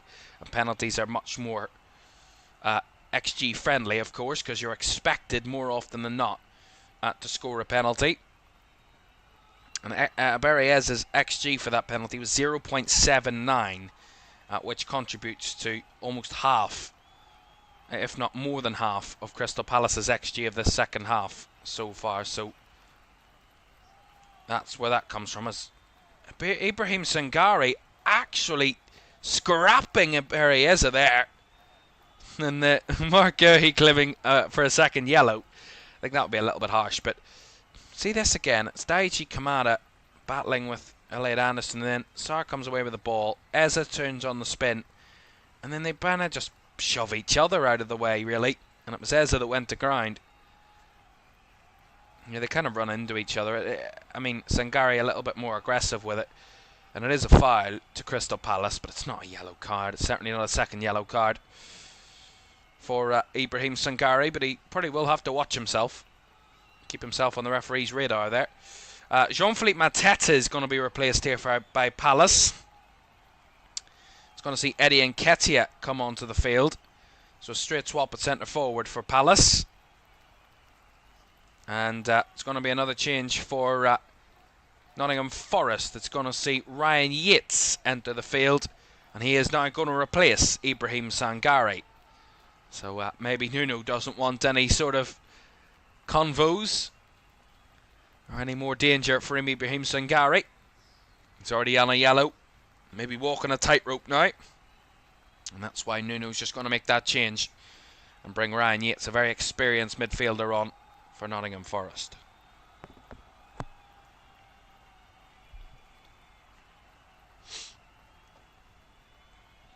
Once again, both teams copying each other. One has I mean, it's crazy how even the game has actually been, and how finely poised and evenly matched both sides have been overall, in the fact that they both have very different approaches to the game, and both very different styles of play. I mean, both kind of want to tap into that counter-attack and pace. They've got lots of pace and quality up front, and lots of individual quality up front, both sides.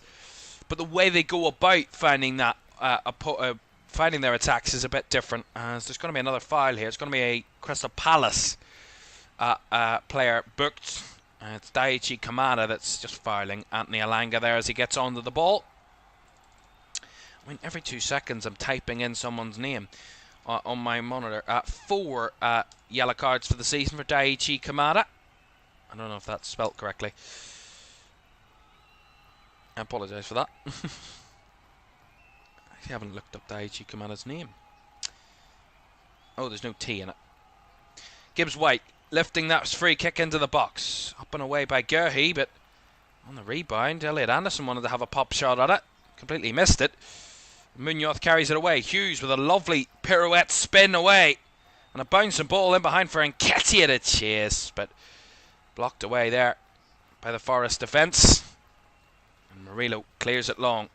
Nicely taken down by Mitchell, who gets body checked by Morgan Gibbs White as he tried to break away down the left, and that's going to see Gibbs White get a yellow card. The referee throwing the cards out now. I mean, I can understand where Morgan Gibbs White's coming from. He's got really nowhere to go. He's momentum, and there's just really nothing he can do to get out of the way in time. But then again, he does come right in trying to win the ball, and he's just far too late on Tyreek Mitchell. The ball's well gone.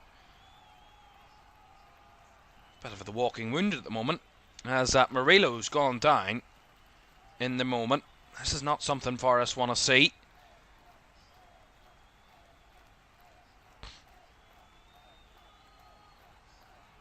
Murillo up and standing again, unable to walk, but is this going to be the end of his night for Murillo? Is it a hamstring issue? He's been absolutely a stalwart for Nottingham Forest at the back. And it looks like they are going to make this change now, which is going to be a real body blow for Nuno Espirito Santo and his side.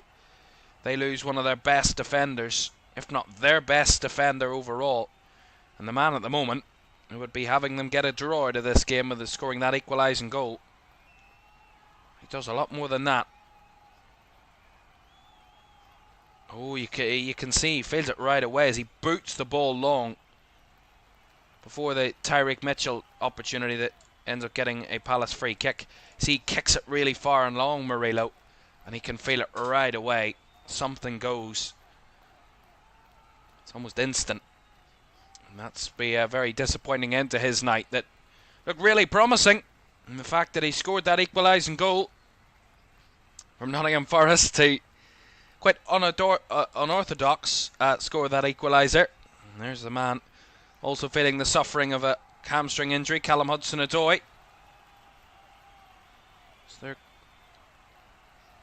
we're going to make a substitution there, Forest, but Palace have taken the free kick. It's a little bit awkward for me. It's a bit strange. Well, here's a chance here. Ramon Sosa trying to break in behind. Well blocked by Mitchell.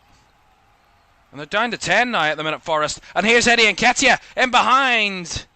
Skied it from the narrow angle. I mean, I don't know about this.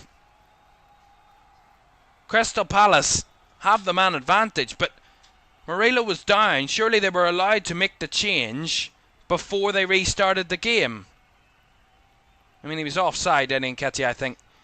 Ola Aina, I think, was the last man and spotted the offside. But, I mean, that shouldn't be fair. If Murillo went down injured and he was walking off, ready to make the change, were Forest, and then as soon as Murillo stepped off the field, the game replayed again, not able to make the substitution. I mean, Morato is now on the field, the substitution. Morato replacing Murillo, but it seemed a little bit unfair to me. With 9 minutes to go, we set at 1-1.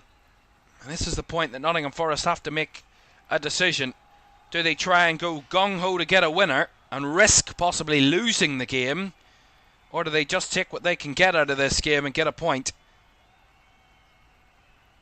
Because Palace are looking threatening. They're dragging players to the ground. I mean, my goodness, like a wrestling match. Throwing each other to the ground at the minute. Andy Madley has a real tough job here. This is getting a little bit out of control from both teams, I gotta say. And there's more cards coming out here.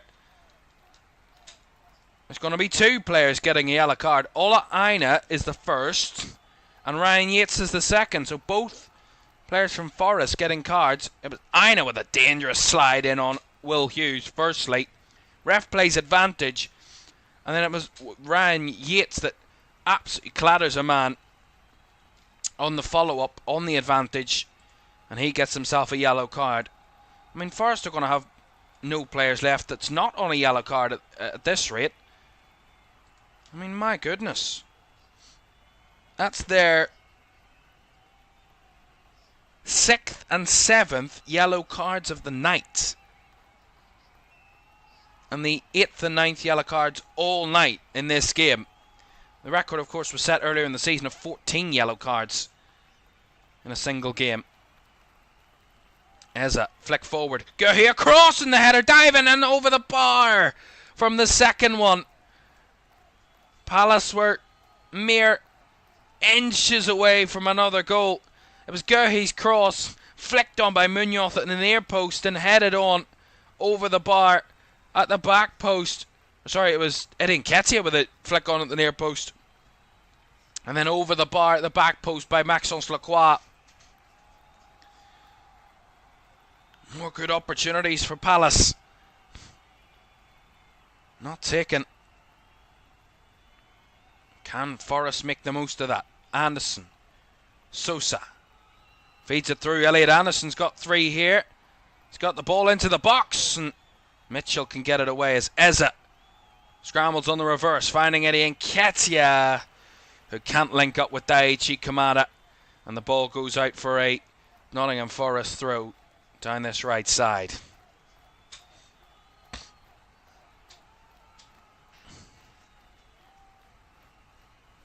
A reminder for you, Forest win tonight. They will go level on points with Newcastle and Chelsea, who would be in the top 5.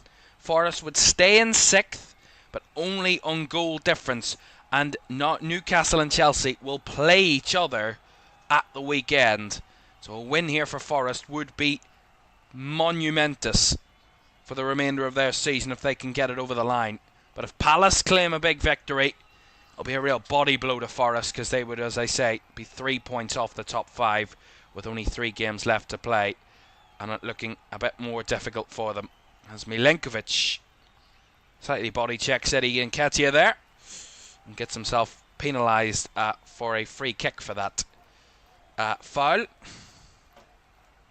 Yeah, it's good work from Eddie Nketiah. He's got no real support there. He just tries to shield the ball from Milenkovic. And you know what's going to happen there. He's going to go to ground with any sort of contact.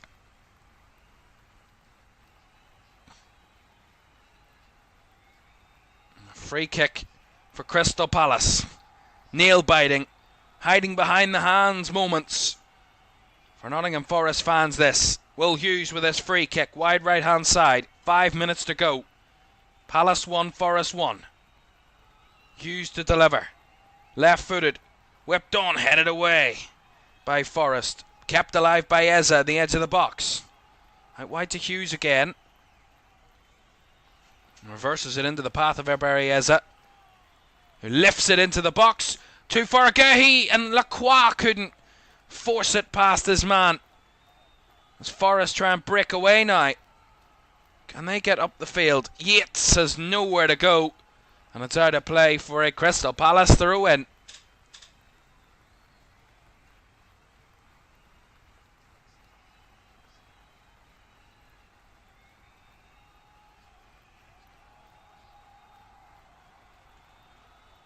This game could go any which way between now and the final whistle. Those travelling Forest fans that have come down from the Midlands in Nottingham, hoping for a bank holiday wonder show. A bank holiday miracle, really. Those Crystal Palace fans hoping that they can be the second team from the capital to damage Nottingham Forest Champions League hopes in as many of 4 days. And also give themselves more momentum heading into that FA Cup final in 12 days' time. As Crystal Palace will make another change here, Daichi Kamada is making way, and it's going to be Jefferson Lerma that's coming on. As Oliver Glasner put it, Jefferson Lerma, probably the best player at the club when it comes to duels for Crystal Palace. As he loses a duel there in the air. Picked up well by Tyreek Mitchell. Down the right hand side it comes. Palace on the ascendancy here. Cross delivered in, but that's far too much on that one from Ismail Assar. Goes behind for a goal kick to Nottingham Forest.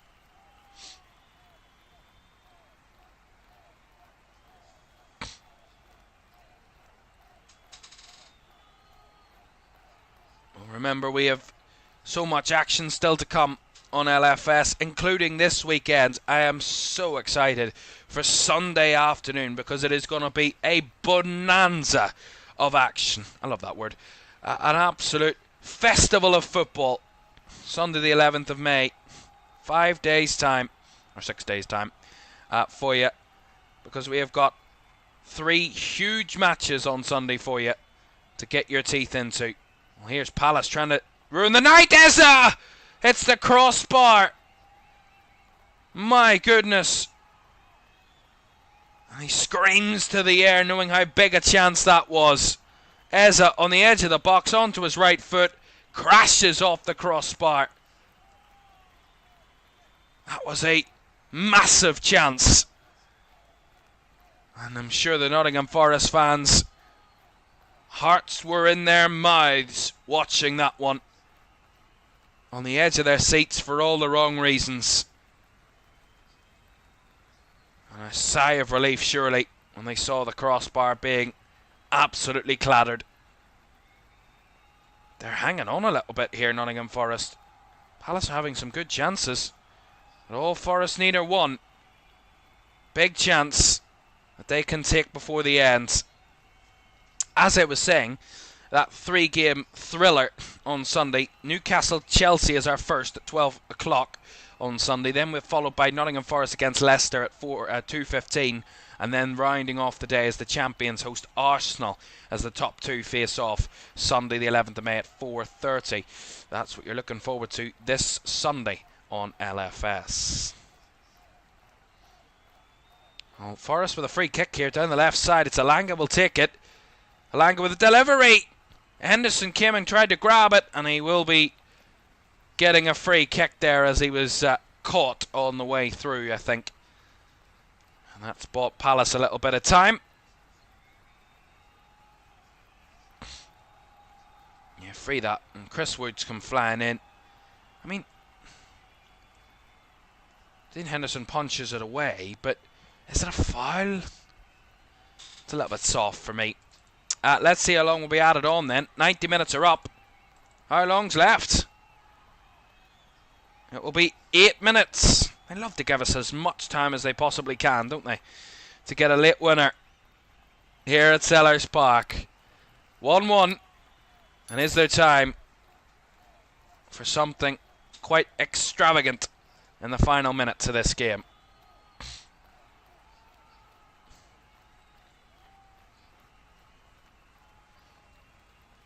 Munoz. Lovely little flick. Finding Ismail Assar. Palace trying to squeeze away through. Here's Jefferson Lerma. Wide to Munoz again. Feeds it up. Sarr with a cross again. Bobbling around. Here's a Bereyes. Can I get a shot off? It's deflected and in. But Eddie Nketiah deflects it. And it's going to be offside. If he had left it, that would have been 2-1. Eddie Nketiah, I don't think he needed to touch it. It's a good cross. It bobbles around. It finds its way to Eza. Eza chops back. Gets to a shooting chance. And he's miles offside, Eddie Nketiah. But is Eza's shot going in? Because if it is, Eddie Nketiah, by his own touch, has denied Palace a late winner. And I think Bereyes knows it. My goodness, if Nottingham Forest are hanging on, they're hanging on by their fingernails now.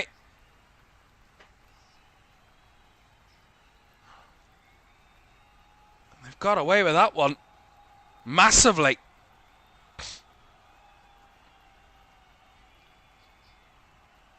There's an issue here for the assistant, which is going to delay us a little bit more because the fourth official is trying to patch up whatever the communication problems are for the assistant referee. It's Matthew Wilkes that has the issue, the assistant referee. And the fourth official, Tim Robinson, is just trying to resolve that issue. I mean, we might be going to plus 100 here. There's really nothing that can be done there. They just have to check it. When you think they'll be able to get extra batteries for those things. Goodness me. I think we all need a little bit of breather.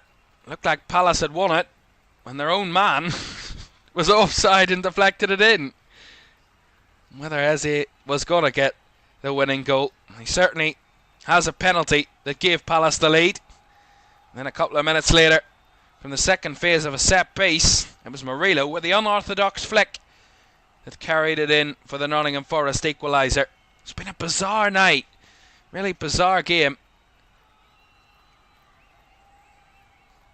Matthew Wilkes is still getting a few checks on his communication systems here by one of the Premier League attendees, whoever that is, trying to sort things out. The communications team. He looks like he's okay, the assistant, to continue. I think everything's all done and dusted. And he's ready to get us going again. So I think that was about a minute and a half, 2 minutes of a stoppage. So we might go over 100. It's going to definitely go beyond 8 minutes. So it's up to Andy Madley now to tell us when we're done and dusted. Not the clock anymore, really. There's a foul there by Chris Wood, who shows no expression whatsoever, which in and of itself probably says 1,000 words for Chris Wood there. I mean, Jefferson Lerma, little bit of contact, and you can see why Chris Wood showing so much frustration through the most minimal of facial expression I've ever seen.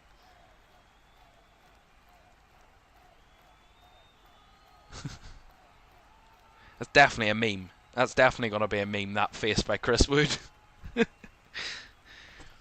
This game's been weird. Very weird. Here's a bit Eddie Nketiah.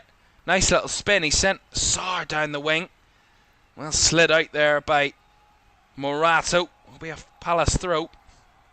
They're trying to work it into the box. They get it across the box. And a bit of a deflection. Goodness. I think it might have gone for a goal kick. Matt Sells makes the save and it deflects off a Palace player. I mean, this down the right-hand side. I mean, what are Nottingham Forest doing? The defending is all over the place. And it's Daniel Munoz. Gets the cross in. It deflects off Nketiah, I think. Might come off one of the Forest players last, actually, because they've given a corner here.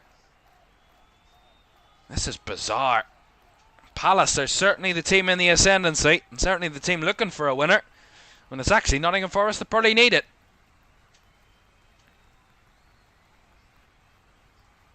Let's see. Hughes with the delivery from the corner. Looped in the air, punched away by Sells. And Hughes! Oh, over the bar. My goodness. I wouldn't have bet against that not going in. My goodness. Hughes with the delivery. Hooked and cleared away. Punched away by Sells. And then as it rebounds, Hughes just tries to sneak it in. It just goes over the crossbar. But with such a weird night we're seeing, I wouldn't have been surprised if that had found the back of the net. As Milenkovic is down here. Bruski as edit says, remember me, I do indeed. Thank you very much for joining us again. As Nikola Milenkovic is bleeding from his nose, so that's another stoppage at the moment. That's going to carry us even more into more additional time.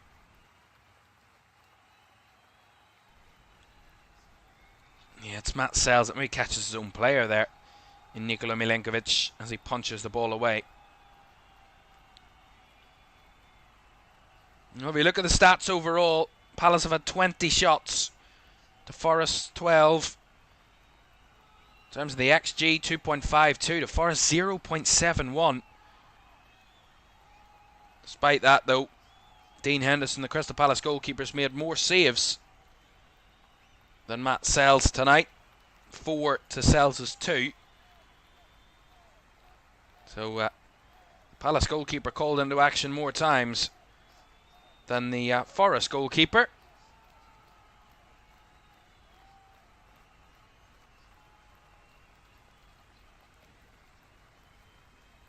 Nikola Milenkovic is still down. We'll see this again. See this again. Is it Jefferson Lerma? Yeah, it actually is Jefferson Lerma that actually catches Milenkovic and uses his arm to leverage to get up and inadvertently catches Milenkovic. It's completely accidental from Jefferson Lerma, but doesn't give any sort of relief to Nikola Milenkovic there, who's still getting patched up. I mean, I don't know how many minutes we're going to play, but it's certainly not 8, because we're about to hit the 8 minutes. We're already going 2 minutes over that, surely, for the little communications error with the officials. And now we're going to go even further over that due to Milenkovic's injury issue here. He's up and fine, is Nikola Milenkovic, which gets a wry cheer from the home crowd. And he's now going to have to come off the field for at least 30 seconds after receiving treatment. But 8 minutes are up and done. It's up to the referee now to see how long will we have added on, but I'd say another 3-4 minutes at the very least.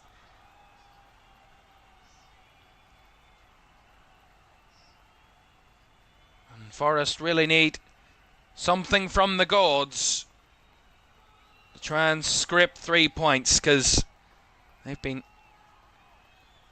clinging on for at least just a point in recent times. In the last 10 minutes, certainly, it's been all Palace. At the minute, the broadcaster here is giving Eze the Player of the Match award. Well, I'd wait and see what comes in the next couple of minutes before I do that. I mean, I'm sure Eze would be top of the list, certainly, as it stands, for that sort of award, as he has been fantastic tonight, Eze. I could argue Murillo as well has done a lot of hard work at the back for Nottingham Forest, but I'd have to say it has to go to an attacker.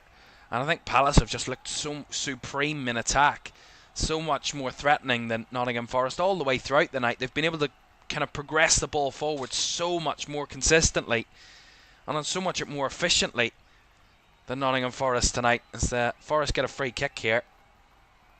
Sells slips as he takes it. Too short to find Chris Wood. Brought down nicely though by Elliot Anderson. There's still time for a winner. And over the top it goes. And Chris Wood, it falls off his back. Might actually help him. As Palace try and defend. And Mitchell tries to get it clear. And he will get the throw in there, Tyreek Mitchell, as it comes off Ramon Sosa. Last there. Nottingham Forest. Is it just not going to be their night? It's not something they need to not be their night in the position they're in. But as I said, they're not down and out yet. Zeza tries to flick. Actually, stops the ball dead under his own possession there. Palace can't keep it. Long kick there over the top by Anderson. Flicked on by Alanga. And Sosa tries to scramble. Does get something to it as Ola Aina. That was caught there by Nketiah, but it's just a throw in to Forest. Over 100 minutes gone. Into the 101st minute of this game. How long will Andy Madley put on to the end of this? It's up to the referee's discretion now. Cleared away there by Palace. Or Forest having their little foray. Well, that's not going to help as Elliot Anderson plays it cheaply and weakly. And he's tried to battle to win it back and he's lost it. As the referee played advantage, which really didn't conjure up any advantage for Palace as they give it away cheaply again. Here is Gibbs White. They need to conjure up something magical here, Forest. Yates can't go forward. No options. Has to go back. There's all eyes on the referee to see how long's left. He looks at his watch. Is there one last attack in this for Forest? They get it forward. Down this left-hand side. They need to get it into the box. Here it comes from Gibbs White. Flicked away by Lacroix. And caught by Dean Henderson. Wood was lurking, but Henderson came and collected. And that might just be that. Referee checking his watch usually means there's not much time left. And Henderson trying to eke up as many seconds as he can here. He kicks it long. How long is there left? The ball bounces. Wobbling around. As we hit to the 103rd minute of this game. And that is that. 103 minutes and no more in this incredibly crazy game on Monday night to end match day 35. Nottingham Forest's hopes of Champions League may not be done and dusted. They might have thought it was when Abereyeza thought he'd find the net for the winner just in out of time. But Eddie Nketiah's little flick from an offside position denied him. Whether it was going in or not, we'll never know. But it was Nottingham Forest who responded right after Abereyeza put the ball in the back of the net from the penalty spot. Murillo's unorthodox flick got them an equaliser on a night where they were probably clinging on to not lose the game for a while there. They will surely be okay with grabbing a point at a tough away ground in Crystal Palace and Selhurst Park. They have 3 games to go, Nottingham Forest. 2 points off the top 5. It's still a big job on their hands. But are they letting it slip? They've dropped 5 points out of the last 6 available to them in games they probably would have wanted to win. And they find themselves points adrift of the top 5. But it's Crystal Palace that probably could have had all 3 points. They're building momentum to an FA Cup final for Crystal Palace. It was honours even on the night as it finished at Selhurst Park. Crystal Palace 1, Nottingham Forest 1. And there we are. Probably as even as it could have been, really. But who knows? In the end, I would say Palace maybe could have just edged it and probably deserved it in the end. But Nottingham Forest scraped to get a point. And could that point be crucial? Could it be the difference? We will wait and see. And we'll just analyse what that means then before we leave you tonight. Because it's been a strange night watching Premier League football. Let's have a look and see what it does to the weekend's results. It's another 1-1 draw. We saw 2 of them yesterday. And that ends the weekend, as you can see there. And only one Premier League home side have lost this weekend, and that was Arsenal. Well, there you are. And that was the results of the weekend. Let's show you the table. And what that means then. So Liverpool winners, obviously. Forget about that. Why I mentioned that, I don't know. Arsenal on second, 67. They're not fully clear. Man City on 64. Newcastle and Chelsea both on 63, both with a plus 21 goal difference. So that's as tight as can be heading into that meeting between the sides at the weekend. But Newcastle ahead of Chelsea on goals scored at the moment. And then Forest come down in 6th on 61, and Aston Villa in 7th on 60 points. Now, let me just reiterate. Remember, Newcastle take on Chelsea at the weekend. If that game ends in a draw, there is a spot in the top 5 for Nottingham Forest. There would be, if they can win. Now, goal difference could come into question, so I'm sure Nottingham Forest are actually hoping one of the two teams wins the game, because they would hope that they could win their game against Leicester and go above one of those two teams, because if it does end a draw, it is probably the worst result for Nottingham Forest, because they couldn't catch them because of goal difference. But it would make it enticingly exciting coming that point. And Aston Villa are not out of the question either. If they can keep on the coattails of those teams above them, they could have a late chance at a European spot. Quickly show you that fixture list then. So obviously Nottingham Forest to play Crystal Palace, so eradicate that. But this is what's to come for the teams in said positions. As you see there, Chelsea and Newcastle face each other in their next league games. It's away games for City and Villa, as they both head to Southampton and Bournemouth, South Coast. Nottingham Forest and Newcastle, the only sides with a home game at the weekend, but Nottingham Forest certainly the easiest of fixtures.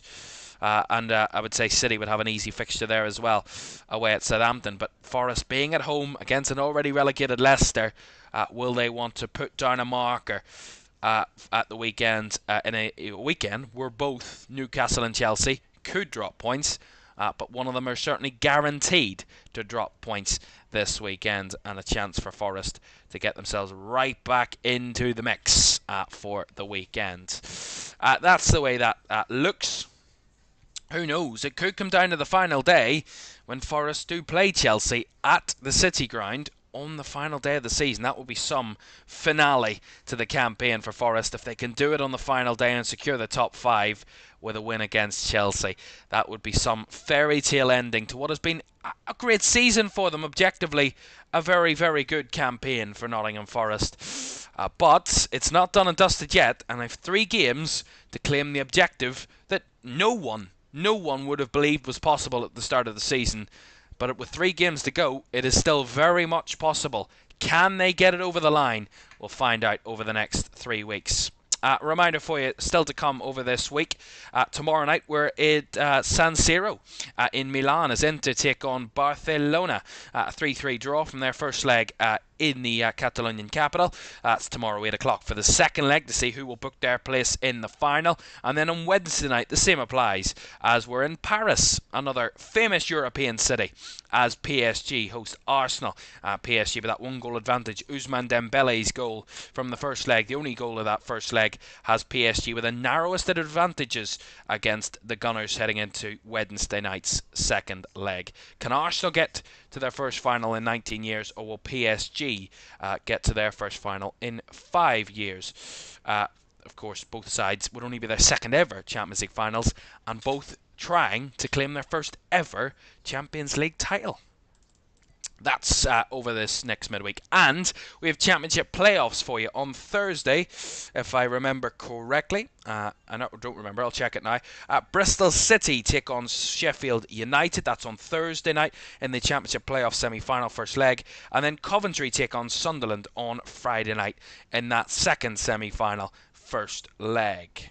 And the return legs of those are next week, Monday and Tuesday night as well. Right, lots of action to come on LFS over the next few days and weeks. Here as the season gets ready to conclude. Nottingham Forest, their unrealistic objective at the start of the season, is still a very realistic objective. But are they going to get it over the line?